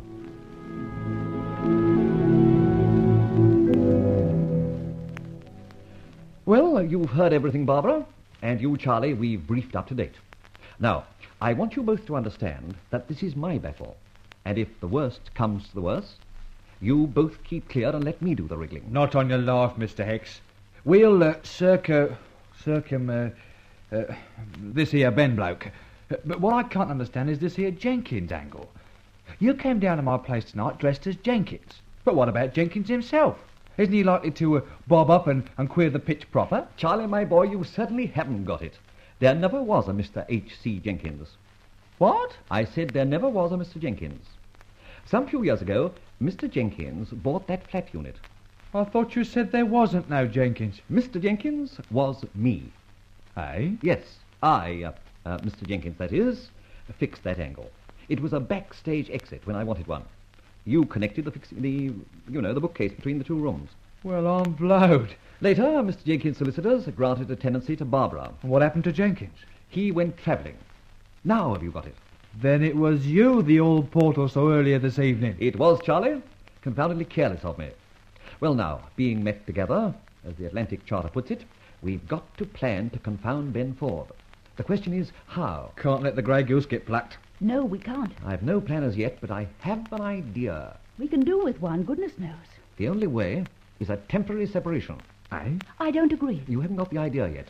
We stick together, are all seen in one place, and yet alibied to the last syllable. Ah, gotcha. You, Charlie, shall be Mr. Jenkins. What? Don't worry, I can make you up all right. You, Barbara, will again be seen out as Roland Fletcher. What about you? I shall also be Roland Fletcher. And between Barbara and myself and you, Charlie, I think we can make Inspector Ben giddy. Quiet. Who the devil's that? Hello? Who's that? Is that my friend, Roland Fletcher? Yes, this is Fletcher. Who are you? A well-wisher. I am today somewhat notorious. Matter of fact, I'm almost famous. Must have an anonymous but good publicity agent. They refer to me as... As what? And don't beat about the bush. As what? the Grey Goose. What? I mean, who? Blow your ears to my receiver, quick. You heard me. The Grey Goose. Well, I'm very flattered to meet so eminent a gentleman. What can I do for you? Nothing. But I can serve you with a little advice. Jolly nice of you. What is the advice? Miami, Florida, or even the Lido are all nice places for a rest. I don't want a rest. Why, take one if I were you.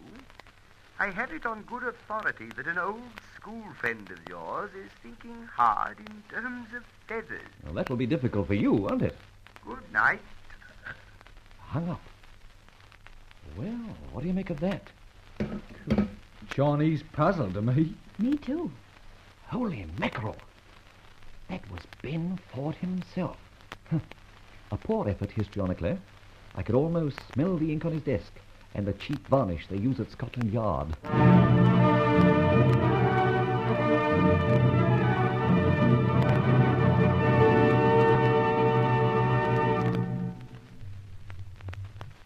Fletcher is used to dishing out surprises himself, but to have one thrown at him like this leaves him nonplussed. Only for the moment, however. To hear more of the episode, listen to the continuation of this adventure of The Grey Goose.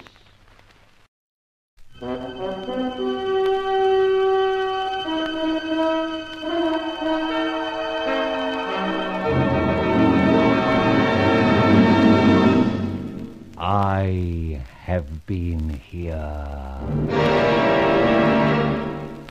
The Grey Goose, Adventures of a Modern Robin Hood.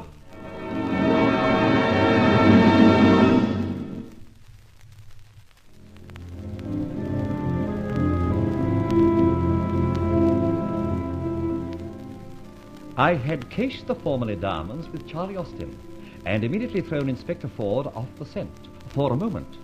But with bulldog tenacity, he'd followed a trail that led him to me.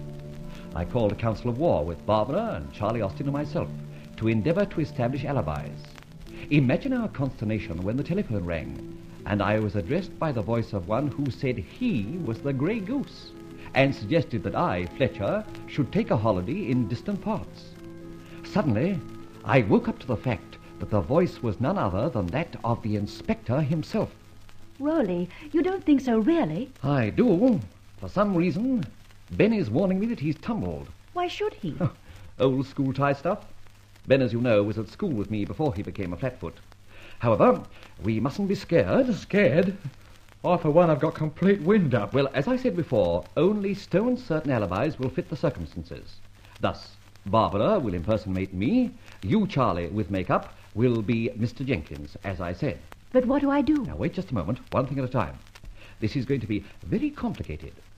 What I've got to establish is that I and Mr. Jenkins are in more than one place at a time. That's the idea, to flummox the inspector. I've got it. Charlie? What? You, disguised as Mr. Jenkins, will be in Paris tomorrow morning. Paris, eh? Cool, suits me. Well, don't make a welter of it. You catch the morning plane as Mr. Jenkins. I'll fix tickets and all that stuff.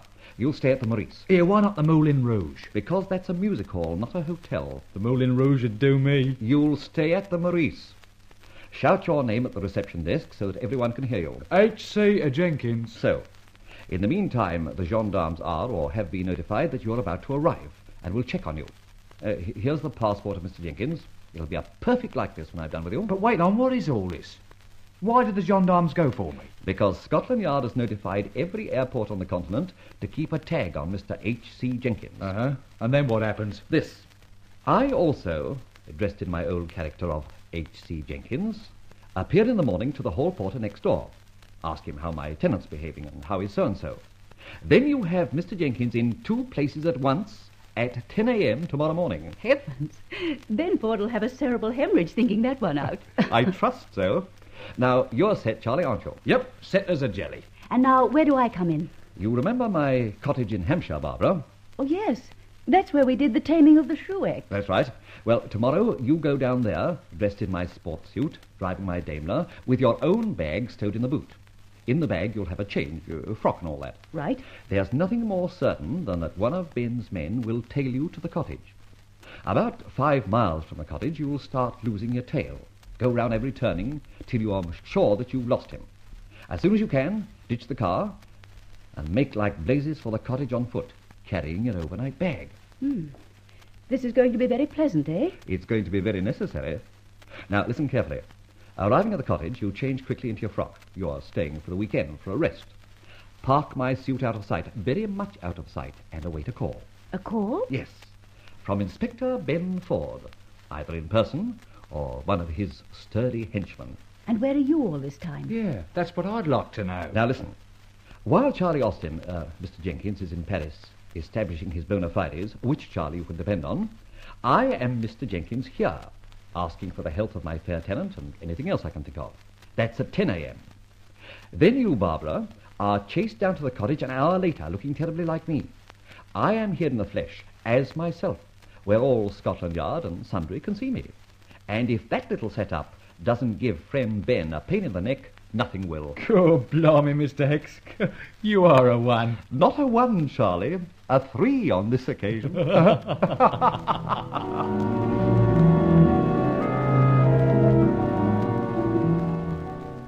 Of course, although I created these alibis, I couldn't be present to witness them taking their places in the scheme. But later, the different angles were related to me, much to my satisfaction, needless to say. The Paris angle worked with Charlie, and at 10 o'clock the same morning, behold me addressing the hall porter. Good morning. Why, Mr. Jenkins. Good morning, sir. So you are really back with us? Well, only for a short spell, you know, Riley. I'm not very fond of London these days. You'll be wanting your old flat back? No, I think not. In fact, it's not in my scheme of things to disturb the ladies. How is she, by the way? Very well, I think, Mr. Jenkins. Very nice young lady, that too, sir. keeps herself to herself, like. Good. He doesn't want anything, I suppose? Repairs and whatnot? Never mentioned it to me, sir. Well, tell her to communicate with my solicitors if everything is not entirely satisfactory. Good morning. Good morning, sir. So far, so good. Alibi for Mr. Jenkins okay. And if I'm not mistaken, that's one of the inspector's men watching me.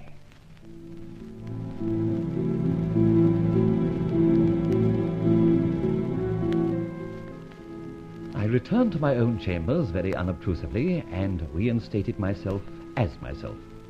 Making myself conspicuous, I strolled around my usual haunts, continually followed by another shadow. Later, of course, I learned the truth about Barbara and the cottage. At last, the cottage. 2 miles in rain and slush, and worn out.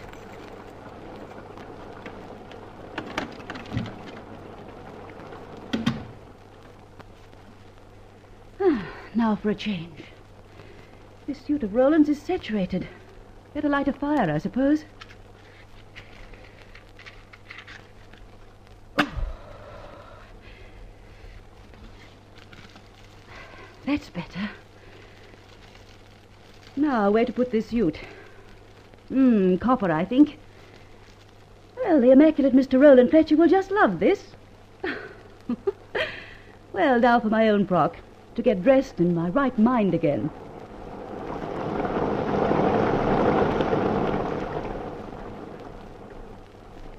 There now. Come weal or woe, Richard is himself again. For Richard, read Barbara. Uh-oh. Wonder who the visitor is. Yes, who is it? Is Mr. Roland Fletcher there? The murmurants of the law. No, he's not. Please go away. I'm changing. Sorry to be a nuisance, but I'd appreciate it if you'd let me have a few words with you. Impossible. Why should I open the door to strange men in a lonely place like this? I assure you, miss, you need have no fear.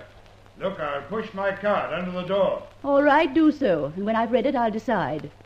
Go on. There it is, just coming under. Thank you. Detective John Fergus, C.I.D. Good heavens, police! That's it, miss. I can't think what you want with me. However, if you are from the police, come in. I think it'll be rather glad to have a policeman round in this lonely spot. Come along in.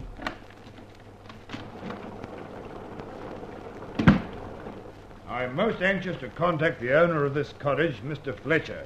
Well, I can assure you he's not here. But this is his cottage? Certainly. He lent it to me. And you say he's not here? I resent the insinuation. I'm sorry. You see, we followed him down here. Why? Orders, miss. He did come here? No, he didn't. I drove down myself. But he did come with you? I said no. Matter of fact, I had a puncture 2 miles out on a bypass, and so I walked the rest of the way. A bypass? Yes, a bypass. If you go back that way, you might still find the car. I'm going back as soon as it clears a bit to change the wheel. And you're sure he didn't make the journey with you? Listen, Mr. Policeman, you're inside. Go ahead and have a good look round. If you can find Mr. Fletcher here, you can write me up in the News of the World or the Police Gazette. Now, go to it. Mr. Fletcher isn't here, but he's lent me his cottage for a few days' peace. When you've gone, I'll start on the piece. All right, miss. I'll disturb you no longer. Obviously, we've missed Mr. Fletcher. Excuse me. You're excused. Goodbye. Goodbye, miss. Well, Rolly's plan seems to have worked. Good heavens, the abandoned car. Suppose they find it. No puncture. Better go and get it. Oh, Lord, what had I better do? Let me think. Yes, I think I can wangle it. Thank heavens for a Mac. My friend, what I go through for the sake of an alibi is nobody's business. Lord, if it were only fine weather. Still, somehow I've got to get to that car. At last, the car. Well, at least the wretched policeman hasn't found it yet. Well, here goes.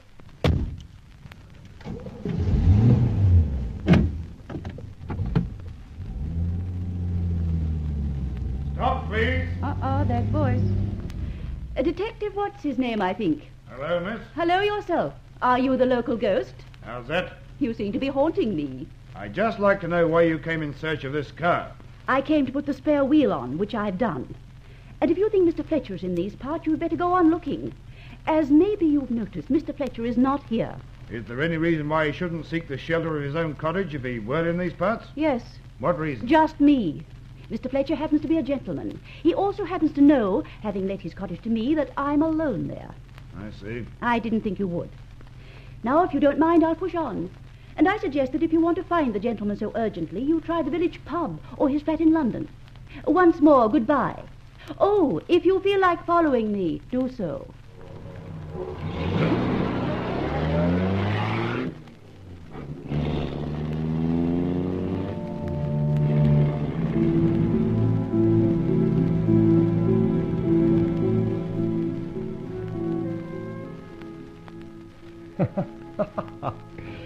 Being, of course, busy establishing myself some 90-odd miles away, I wasn't aware of all this charming encounter of Barbara and the detective. And it wasn't until later, very much later, that I got the whole story. You know, that's the worst of alibis. You can't be in more than one place at a time. And you consequently miss a lot of the fun. Don't you?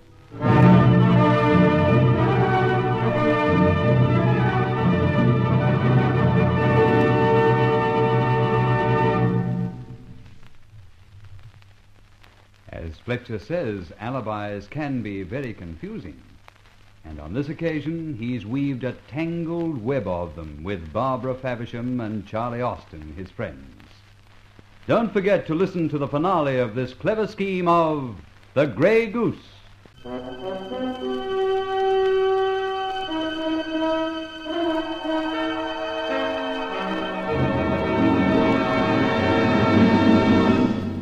I have been here.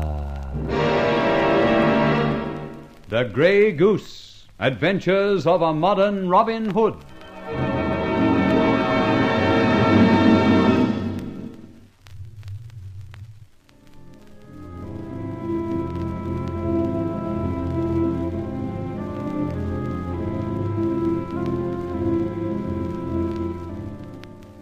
Inspector Ford was so hot on the trail of the Grey Goose that I had perforce to set about making up a few alibis. And for this purpose, I sent Barbara down to my cottage disguised as myself. She's the perfect double. Then I, as Mr. Jenkins, the elderly owner of Barbara's flat and its late occupier, engaged the hall porter in conversation. Meantime, Charlie Austin flew to Paris as Mr. Jenkins, and for certain was checked up on. Later, I made myself conspicuous as myself in town. So there was Mr. Jenkins, both in Paris and London. Roland Fletcher was in town at his flat, but the police had tracked him down to his cottage in Hampshire. Inspector Ben Ford was, I hoped, developing a nervous headache. Hello? That you, Rowley? Yes, you, Barbara? Yes. Where are you phoning from? A call box in the main road. Good. How did you get on? Tolerably well. I was followed, managed to lose them, left the car, and got to the cottage unobserved. Good. I was only just changed when, lo and behold, enter one of Ben Ford's limbs of the law, a CID man, Fergus, who practically insisted that you were down here with me. So that bit worked. Naturally, I was virtuously outraged, and he departed slightly deflated. Good, very good. And then? I told him I'd left the car in a bypass because of a puncture. Later I went back for it, and who should walk in on me just as I was on my way back but the law again. Hey, what about changing the tires and all that? Oh, I did that. Let the wind out of the spare and muddied it up a bit. Good girl, that's splendid. You're learning. Thank you. It was just as I'd got started up, he bobbed up. What happened then? Oh, another bit of an argument, and it ended by me telling him more or less that you weren't in the offing. Rowley. Yes? Be very careful. I'm certain this tail of mine is going to hang around my neck, so I'll probably find it very difficult to phone you again how things are down here, or send you any warnings. All right, leave it to me. You've been a good wench, Barbara. Hang on at the cottage and try to look as if you were enjoying it. Cheerio. Cheerio. Well, at any rate, someone thinks I'm in Hampshire. I can just imagine that flatfoot combing the countryside. Now, for a telegram for Charlie to ring me up from Paris.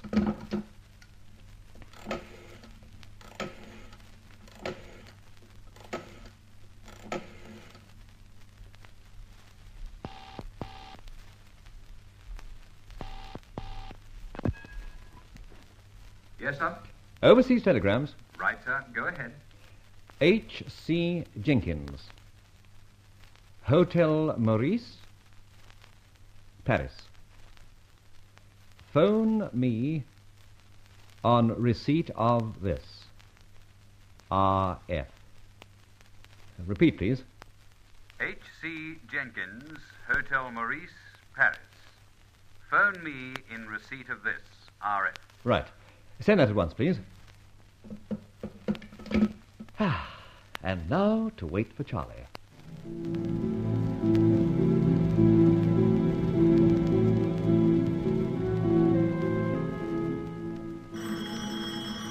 Ah, this must be it. Hello? That's you, Mr. Hicks? Yes, Jenkins, isn't it? That's right. Got your telegram. So here I am on the blower.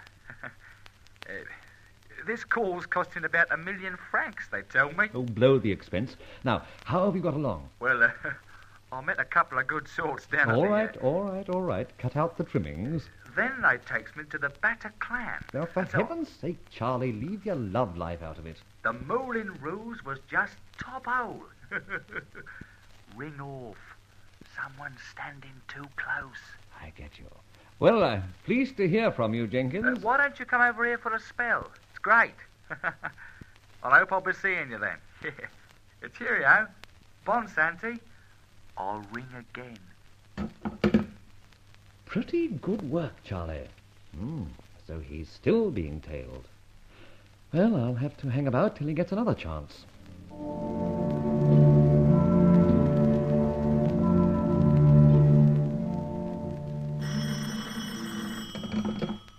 Yes? That you, Mr. Hicks? Yes. All clear now, Jenkins? Yeah. I slipped another 1 million francs to a character in a low pub south of the river. I reckon my friend thinks I'm safe enough in here. Safe? How safe? Well, I'll put it in this way. The place is full of fluesies, see?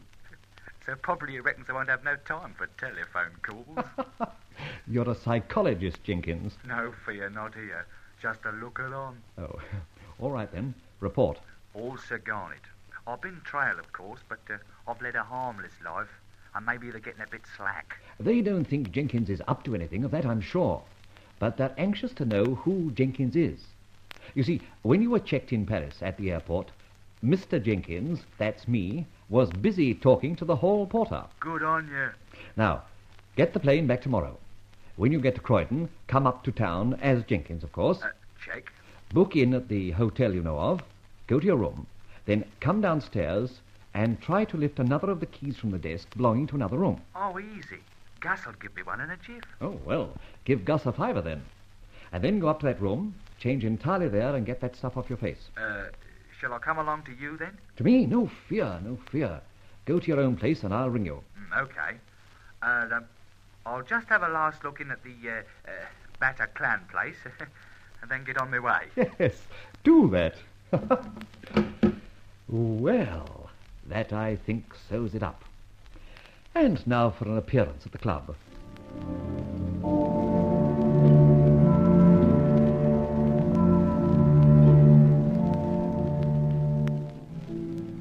At this juncture, I felt I'd earned a little relaxation. And I was feeling quite elated because I was certain that my little alibis were just about watertight. Now, of course, I was quite unable to gauge Inspector Ford's reactions or even visualize what was happening at his end. And it was many moons afterwards that Ben confided in me the facts of a very stormy interview he had with his superintendent. However, to keep you posted, it went somehow like this, as far as I can remember Ben's story. Well, Super? What do you mean, well? It's not well at all. Yeah, I agree, but... But we'll have no buts. Owing to your vivid imagination, you've got me into trouble with the AC. Made a laughing stock of Scotland Yard. My vivid imagination, Super, conjured up what we all thought was a bright idea. That a very well-known and wealthy citizen was your idiotic Grey Goose. I hate to mention the gentleman's name, even. There's libel, there's wrongful arrest, and whatnot entailed. I still feel... Don't feel anything. If you'll permit me, sir, my idea is not impossible. It is. Look the facts in the face, Inspector. You persuade me to let a man tag Mr... our friend all over the place. Right? Yes, sir. Then a man follows him down to Hampshire where he has a little cottage. Yes? This crazy man of yours goes to the cottage, and what does he find? A girl. Miss Faversham. A close friend of the gentleman we're talking about. Nothing to do with it. Why shouldn't he let his cottage if he wants to? But now listen. How could this suspect of yours be followed by your man? He was. Madness. Don't be so darned obstinate. Another of your men clung to him like a leech here in town. London, Middlesex. Not Hampshire, man. I admit it's all very confusing. Confusing? It's ridiculous. Now, from here, we go off on another ridiculous tangent. You get a bee in your bonnet about a harmless old gentleman called H.C. Jenkins. I'm certain that Jenkins, this old gent, has some connection. How? Well, no, don't bother to answer. Old man Jenkins spends most of his life abroad since he let that flat to Miss Faversham. He's, however, well known to all and sundry in that neighborhood, especially the hall porter, who says he saw him and spoke to him in the hall while one of your men tailed him for Lord knows how long in Paris. It certainly does appear impossible. And yet there's a trick been played. And one of these days I'll do a bit of conjuring myself and produce the Grey Goose, and he'll be who I think he is. You think so, do you? Well, listen to this letter delivered half an hour ago, addressed to the Commissioner himself, and handed in to me with a please explain. It goes like this. Dear sir, it has come to my knowledge that a certain well-liked and popular man about town has inadvertently come under the notice of the police. While admitting that our police are a most worthy organization, they do commit some gross errors at times, and this is one of the most flagrant. As I have told you, I know the gentleman quite well, but I assure you, he himself would find it impossible to nominate your humble servant, the Grey Goose. So that meandering screed doesn't mean a thing. It doesn't it? Anyone could have written it. Tell me why, in heaven's name. That is at present unanswerable. But with your permission, I shall carry on the basis that I feel I can build a case on. At any rate, withdraw these men of yours, or we'll be getting into trouble. I will. And I'll set about finding the Grey Goose in another way.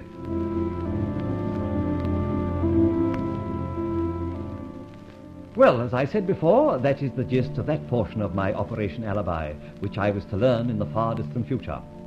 But to return to where we were, I called a conference a few nights later with Barbara and Charlie. I'm glad to see you back, Charlie. Everything seems to have gone well. Somehow I think we're out of the wood. That detective has disappeared from the Hampshire place. And my shadow has given up haunting the street opposite.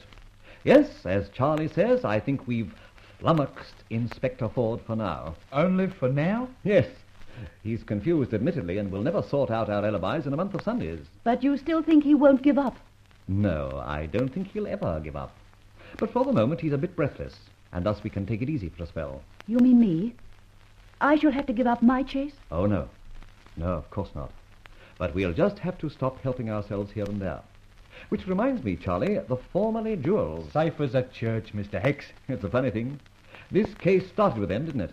I'd like to get them sparklers off my chest. All right. We'll do that almost immediately. I may have to take a trip to Amsterdam. Now, who the deuce can that be? Keep your voices down. Hello? Who? Ben Ford, Fletcher. Why, how are you, Ben? Oh, very well, thanks. And you doing anything tomorrow evening? Not that I know of. Care to dine with me at the club? Game of billiards and such? Delighted, thanks. 6 o'clock, eh? Right-ho, cheerio. The inspector. Blimey. As you say, Charlie, blimey.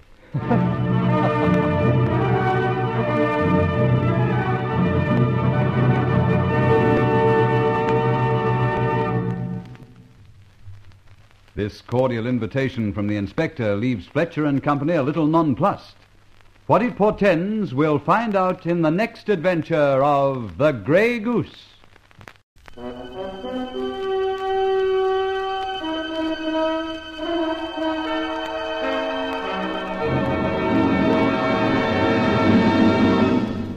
I have been here.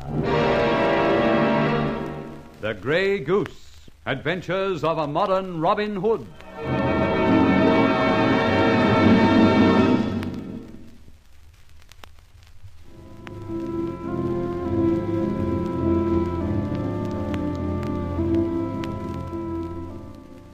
far, I felt a little elation in that I'd kept my alter ego a secret.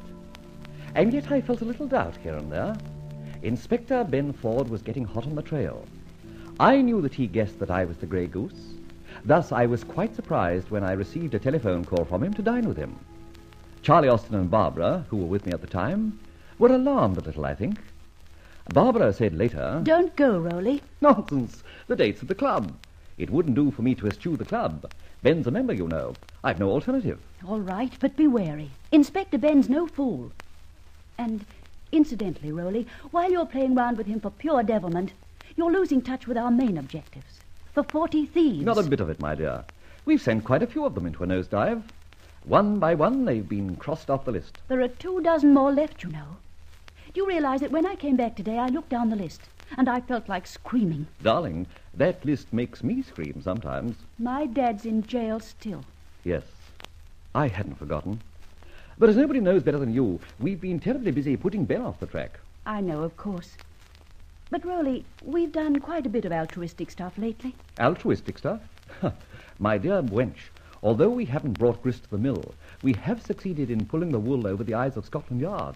We have now a little breathing space. Space to follow our main objectives. Right. The 40 thieves. Now, whom would you nominate next? Gilbert Sanderson.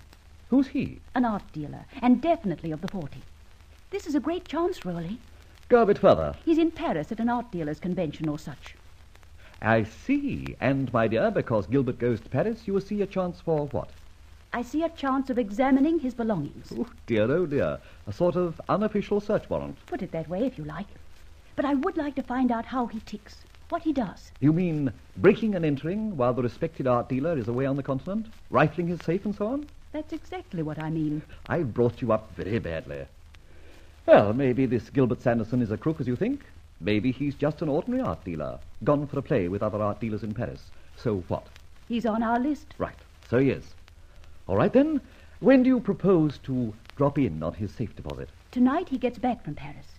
Actually, he'll arrive in the early hours of the morning, I expect. Well, it can't be done. Why not? Well, don't you realize I'm to dine with our distinguished bloodhound, Inspector Ben, this evening? Oh, I had forgotten for the moment. Oh, well, I suppose Sanderson must wait. He certainly must. Well, rest in peace, my child. We'll attend to Mr. Sanderson in good time. Incidentally, didn't I quite recently make it clear that we'd better lay low for a bit? Don't tell me you got scared. Remind me sometime to slap you down for that. Sorry. But I'm very disappointed as regards Mr. Sanderson. He'll keep. Now, let me once more remind you, I have a date. The blonde? Yes, the blonde and debonair Inspector Ebenezer Ford at the club. Remember? All right. I'll stay here listening to the radio and get bored stiff.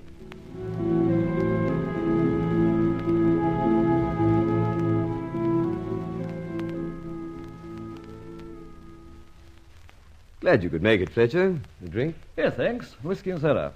Whiskey and soda, Stuart. Yes, sir. 1 minute. How was Hampshire this weekend, Fletcher? Enjoy it? Hampshire? Enjoy it? Now, Ben, don't pull my leg. You know I haven't been to Hampshire for months. No? Definitely no, Ben. Oh, I know you've had a few of your sleuths watching me. Watching for Mr. H.C. Jenkins. I've explained that. True. So you did. But if they were watching Mr. H.C. Jenkins, why were they wasting time going after me to Hampshire when I didn't go to Hampshire? Oh, rather involved, that, How do you know a man went after you to Hampshire? A lady friend of mine was run to earth by one of your boys who insisted I'd gone down there, right? Yes, in a way. Ben, you know perfectly well I didn't go to Hampshire. Your boy tagged me all round London, didn't he? Admitted. Right. Then don't let's beat about the bush. Why ask me if I enjoyed Hampshire? Oh, I'm sorry. I guess I'm a bit off the track. Let's forget it. Here's our drinks. Ah, thanks. Cheers. Cheers. Look at our club mates. Oh, yes. Very stodgy these days. Hardly imagine that out of that lot we had 2 soccer teams and a full rug of 15 and a reserve. Couldn't muster them today. Time, inexorable time, Ben. Gout, slip cartilages, grey hairs. Oh, sorry, grey's not your colour, is it? If you're referring to geese of that colour, definitely not. No news? No news, except I'm the one-armed moron of Scotland Yard these days. Ooh, that's very bad. So bad, Fletcher, that if I bump into him, there's this grey goose, I shall shoot first and ask him questions afterwards. In that case, you won't be shooting to kill. Well, of course not. Well, that'll be a relief. For the grey goose, I mean. You know something, Fletcher? What? There are moments when I think... When you think what? That you know something about this grey goose fellow. Hence your tendency to let slip the dogs of war on my tail, eh? In a way, yes. You see, the old codger... Old codger? He'd resent that, I'm sure. When he rings me up, which is too often, he sounds old. But let me go on. He says he knows you. We've had this out before, Ben. We've accepted the fact that he's one of us, an acquaintance. That he does know me, probably knows you, but you, unfortunately, don't know him. Do you? Do I? Yes, do you know him? I'm as powerless to answer that question as you are.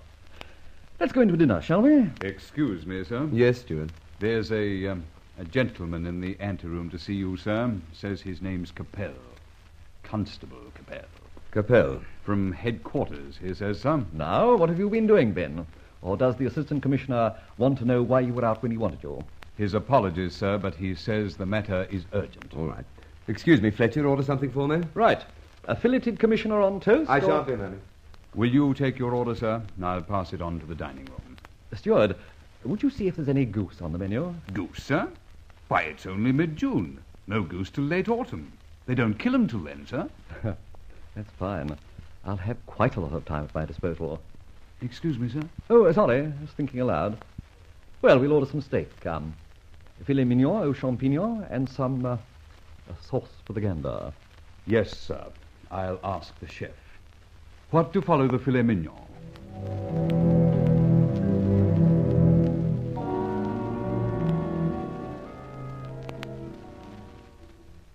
Sorry to be so long, Fletcher. Oh, not at all. Business before pleasure, of course. It was business, I gather. It was business. Hope you squared the hall porter. He may noise it abroad that a constable called for a member. West End club scandal and all that. Well, that angle's been looked after long ago. Something worrying you? Yes, my chief worry. Or a sort of connection with my chief worry. Your chief worry being? The grey goose. Ah.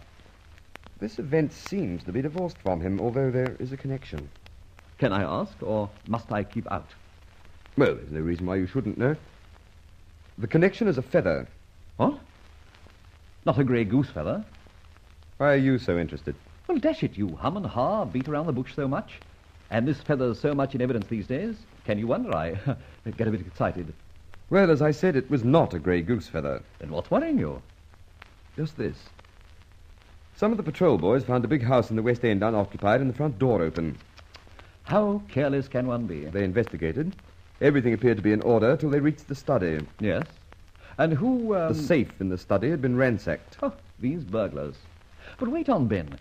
You can't be concerned with ordinary burglars. Ordinarily speaking, no, but you've forgotten something. What's that? That feather. Ah, yes, the feather. You said it wasn't a grey goose feather. That's right, it wasn't. Well, what sort of feather was it? Seemed very interested. Well, of course I am. Do you remember I helped you once in this feather business? When I proved a certain job was planted on the grey goose? Yes, you proved it wasn't him because the feather on that job wasn't clipped. Yes. Hence my interest in this particular feather. Go on, man, tell me. This was a white feather, stuck in the safe itself. A white feather? Now, what the devil would that mean? Generally an indication of cowardice. And whereabouts, if I may ask, did this burglary take place? The house of a well-known, or probably the best-known picture dealer in town. What? Gilbert Sanderson. Great Scott! Does that register with you? Yes, I know him a little, or did. By Jove, he's got some fearfully valuable pictures in his keeping. Silly idiot, to my mind, going away to France and leaving him. What do you make of the feather? Candidly, I make nothing of it. Which isn't helping you at all, is it? No, not much. Look here, man, I'm awfully sorry to shorten our evening. I have to get a move on. This Sanderson business brings me once more into the picture. Now, half a minute, Ben, just before you go. Tell me, do you suppose this white feather is connected with your grey goose and his feathers? In a way, you know, Fletcher, I've a suspicion it's a sort of challenge. A challenge? Yes, sort of a dare. A white feather, as I just remarked, is a symbol of cowardice. Yeah? This was a small swan's down, fluffy type. Well, now, I must really get a move on. I'll give you another ring in the near future. Good. So long, don't you rush off. Right, her. A white feather, eh? Cowardice. A challenge? Now, what the devil? Oh, Steward. Sir? Just plug in a phone for me here, will you? Yes, sir. Thank you very much.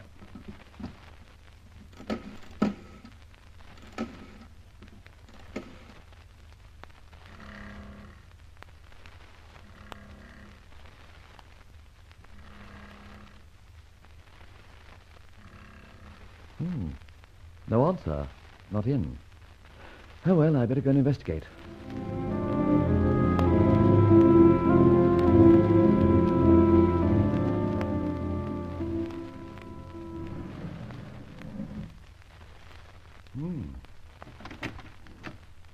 What's it all about? Barbara! Barbara, where are you? Sorry to intrude like this, but I must try all doors. Barbara!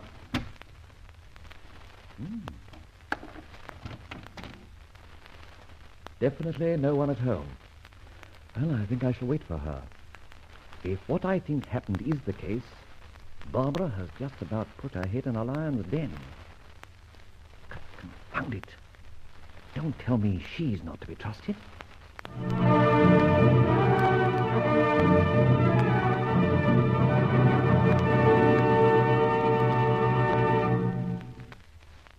What has planted the seed of doubt in Fletcher's mind? Listen to the further developments in this story of The Grey Goose.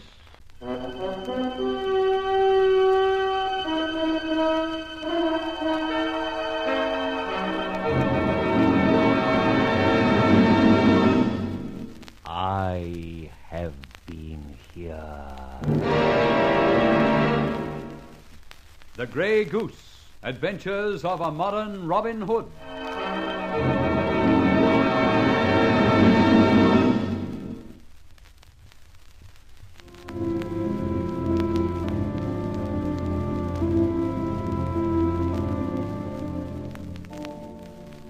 Dining with Ford at the club, we suddenly received news of a burglary at Gilbert Sanderson's place in the West End. Now, this gentleman was an art dealer in a very big way. Incidentally, he was away on the continent and was, furthermore, one of Barbara's 40 thieves, and one she was urging me to strike at. Things being a little hectic, I'd refused to act for the time. Ben Ford was informed that a white feather had been planted at the scene of the crime, and hopped off to investigate. With a little misgiving, I called in at Barbara's flat, only to find her out. I waited a few moments, and suddenly the door opened. Roland Fletcher. In the flesh. None other, in fact. I'd like a few words with you. About what? How was dinner, and how was our Ben? Dinner was fine, up to a point. Ben was also on good behavior, up to the same point. Well, what is, or was, the point? I'm coming to that. Quite suddenly, he received some news. Bad? I think it was. At any rate, it took him off, hell for leather, to the scene of the robbery. A sort of everyday business appointment for policemen, you might say. This wasn't. It was an exceptional burglary. How exceptional? I'll come to that in a moment. But I can say it was the exceptional part that sent me here. Oh, so I was in it? I think so.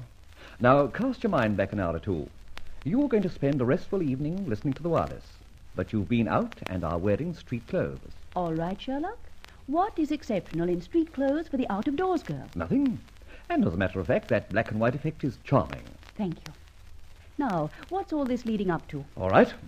Earlier, you were a bit peeved, not to say angry, when I knocked back your suggestion that we investigate a certain picture dealer and art connoisseur. I certainly was. I intimated the time was not ripe, but you said it was, especially as our friend was in Paris. That's so. We were missing a golden opportunity of exploring the place. He must have left something there which might help us as regards my father. More than probably. But, as I said, we are on very thin ice with Ben Ford and can't, just at the moment, take too many risks. Well, so what? You, my little idiot, decided on a lone wolf adventure. What do you mean? I mean, Barbara, that what sent Ben Ford off on an ordinary burglary was the presence of a feather on the scene. But not a grey goose feather. No, my dear. A white feather from a swan. One of those fluffy ones with down on it. Exactly like those you're wearing in that boutonniere in your lapel. Rolly. Yes, rocked you a bit, that, didn't it? I think if we examine that charming accessory, we'll find one has been plucked out and was for a time abiding in the townhouse of Mr. Gilbert Sanderson. You're too terribly clever. Sometimes I'm frightened of you. Oh, the whole thing's elementary. Now, don't worry, but I'd like to know how you set about this business. While you were out, I sneaked through the bookcase and borrowed your jemmies and things. My jemmies and things? God, such an unholy reference to my precious tools of trade is like alluding to Michelangelo's chisel as a crowbar. Well, at any rate, I borrowed them, and I was able to use them. All right. Now, for brass tacks. Where's the loot, the coin, the diamonds you got out of Sanderson's safe? Incidentally, I might remark, I rather resented that white feather. I was a bit of a fool to do that, but I was sore when I did it. At any rate, I apologize. Well, there's one saving grace about it. Ben Ford won't know what in the heck it means. By the way, give me that ornament from your lapel. Why? Why? Oh, why? Here, give it to me. Thanks. Oh, that trifle cost me 3 guineas and you've set fire to it. Well, there's one blessing. Should you faint, these burning feathers will bring you round. Now, the evidence being destroyed, let me take a look at your ill-gotten gains. They're just outside in the lobby. Here, I'll get them. What on earth? No diamonds? No gold moidors or pieces of 8? No, canvases. Masterpieces. 20 of them in this roll. My sainted aunt. Utrillo, by Jove. Utrillo? Who's he? An artist of the French school. Walked in the footsteps of Cézanne and all that crowd. Oh, of course. Well, I'm glad I didn't waste my time. These ought to be worth a tidy little sum. Though I don't know how we're going to realize on them. That's all there was in the safe, I'm afraid. So you took them, packed them up, and returned here with them. That's right. And you thought this little escapade of yours might spoil Ebenezer Ford's evening. I rather hoped it might be a sock in the eye to you as well. How very right you were. Much and all, as I hate to admit it. Howsoever, there's an odd thing about you, Trillo, this painter Johnny. Odd? What do you mean, Rolly? I think these scenes of streets and lanes and canals are marvellous. No argument on that account. But if Utrillo painted all the pictures attributed to him, then I fear he must have crammed 9 lives into one. America, for instance, is ablaze with forged Utrillos. Forged? Forged? These? Barbara, why the excitement? I just remembered something. About 6 months before all the trouble started, my father mentioned something about Sanderson having a young French artist in tow. He did? You're sure? Yes. And I remember Father saying that there was something mysterious about it all. It might be jumping to conclusions a little, but perhaps... And a very likely perhaps. Engaged in a really cheeky art fraud. Why not? After all, Gilbert Sanderson, for all his prestige as a dealer, wasn't above indulging in a shares fraud. Nor was he above letting Father take what you call the rap. Precisely. And these paintings, for all their beauty, could be forged Utrillos. Do you know who this young artist is? Oh, that's just it. I can't remember his name. What about your father?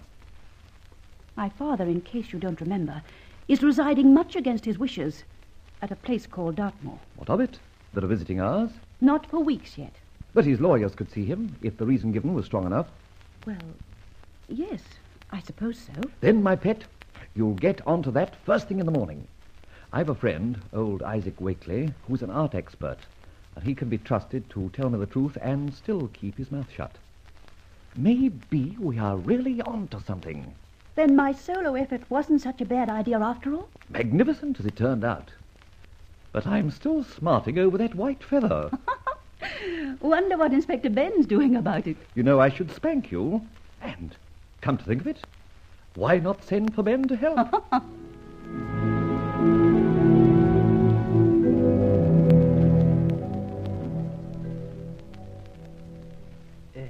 I received your message. Let me tell you, sir, there's no need to apologize for the mask. After you returned my treasure to me last year, I know you only as a friend. Well then, Mr. Wakely, I shall proceed with the reason for this rather secret visit. This object here is a bundle of oil paintings of average size. I'd like to show them to you if you have time. Oh, by all means. Here, on the table. Thank you. As you'll see, I have 20 all told in the bundle. There we are. Yes. Utrillo, I think. So it seems to my average eye, Mr. Wakely. But I wonder if I might have your expert appraisal after closer examination. Oh, indeed. You'll pardon me if I don't reveal how they came into my hands. Understood. But 20 Utrillos? Why, you've a fortune on your hands. If they are genuine Utrillos. Ah. You're aware, I perceive, that the style of this very fine artist has been studied by many forgers? Yes, I am.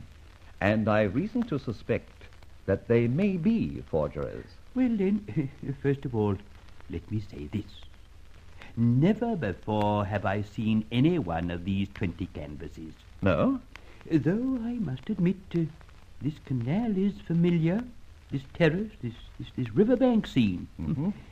So, therefore, on the score of subject matter, I would say, yes, these are Utrillos.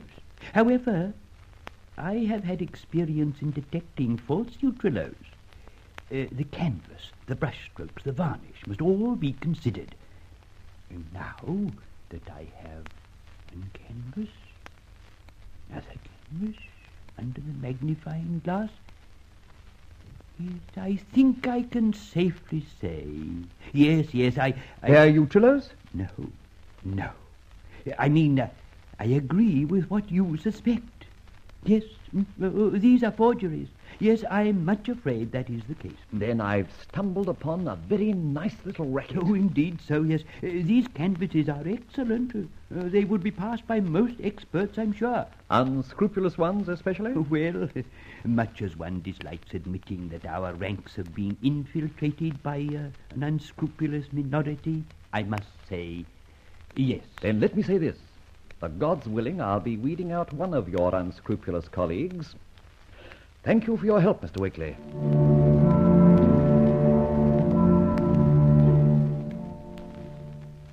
The name's Felix Brassard, you say, Barbara? That's right, Rowley.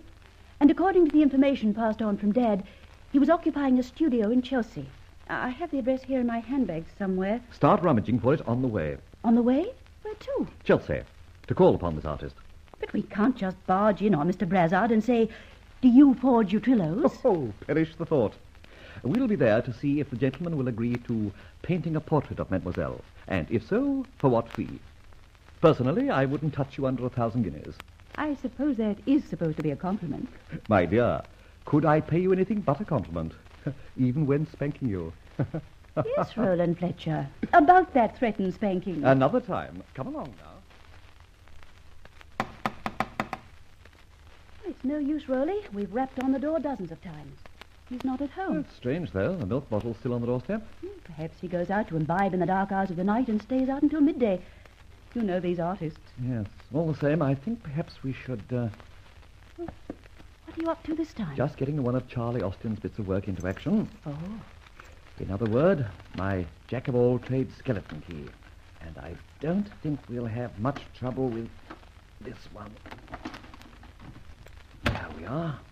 Now, to swing the door ever so gently upon his hinges, and... Roy! Steady, my girl. He's lying in a pool of blood. Oh, what a ghastly scene. I fear someone's been here before us, Barbara. Felix Brassard is very dead.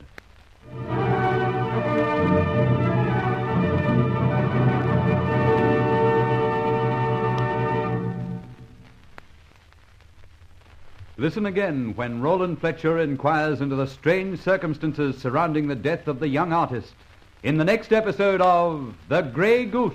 Cerebral Cinema hopes you have enjoyed this movie of the mind.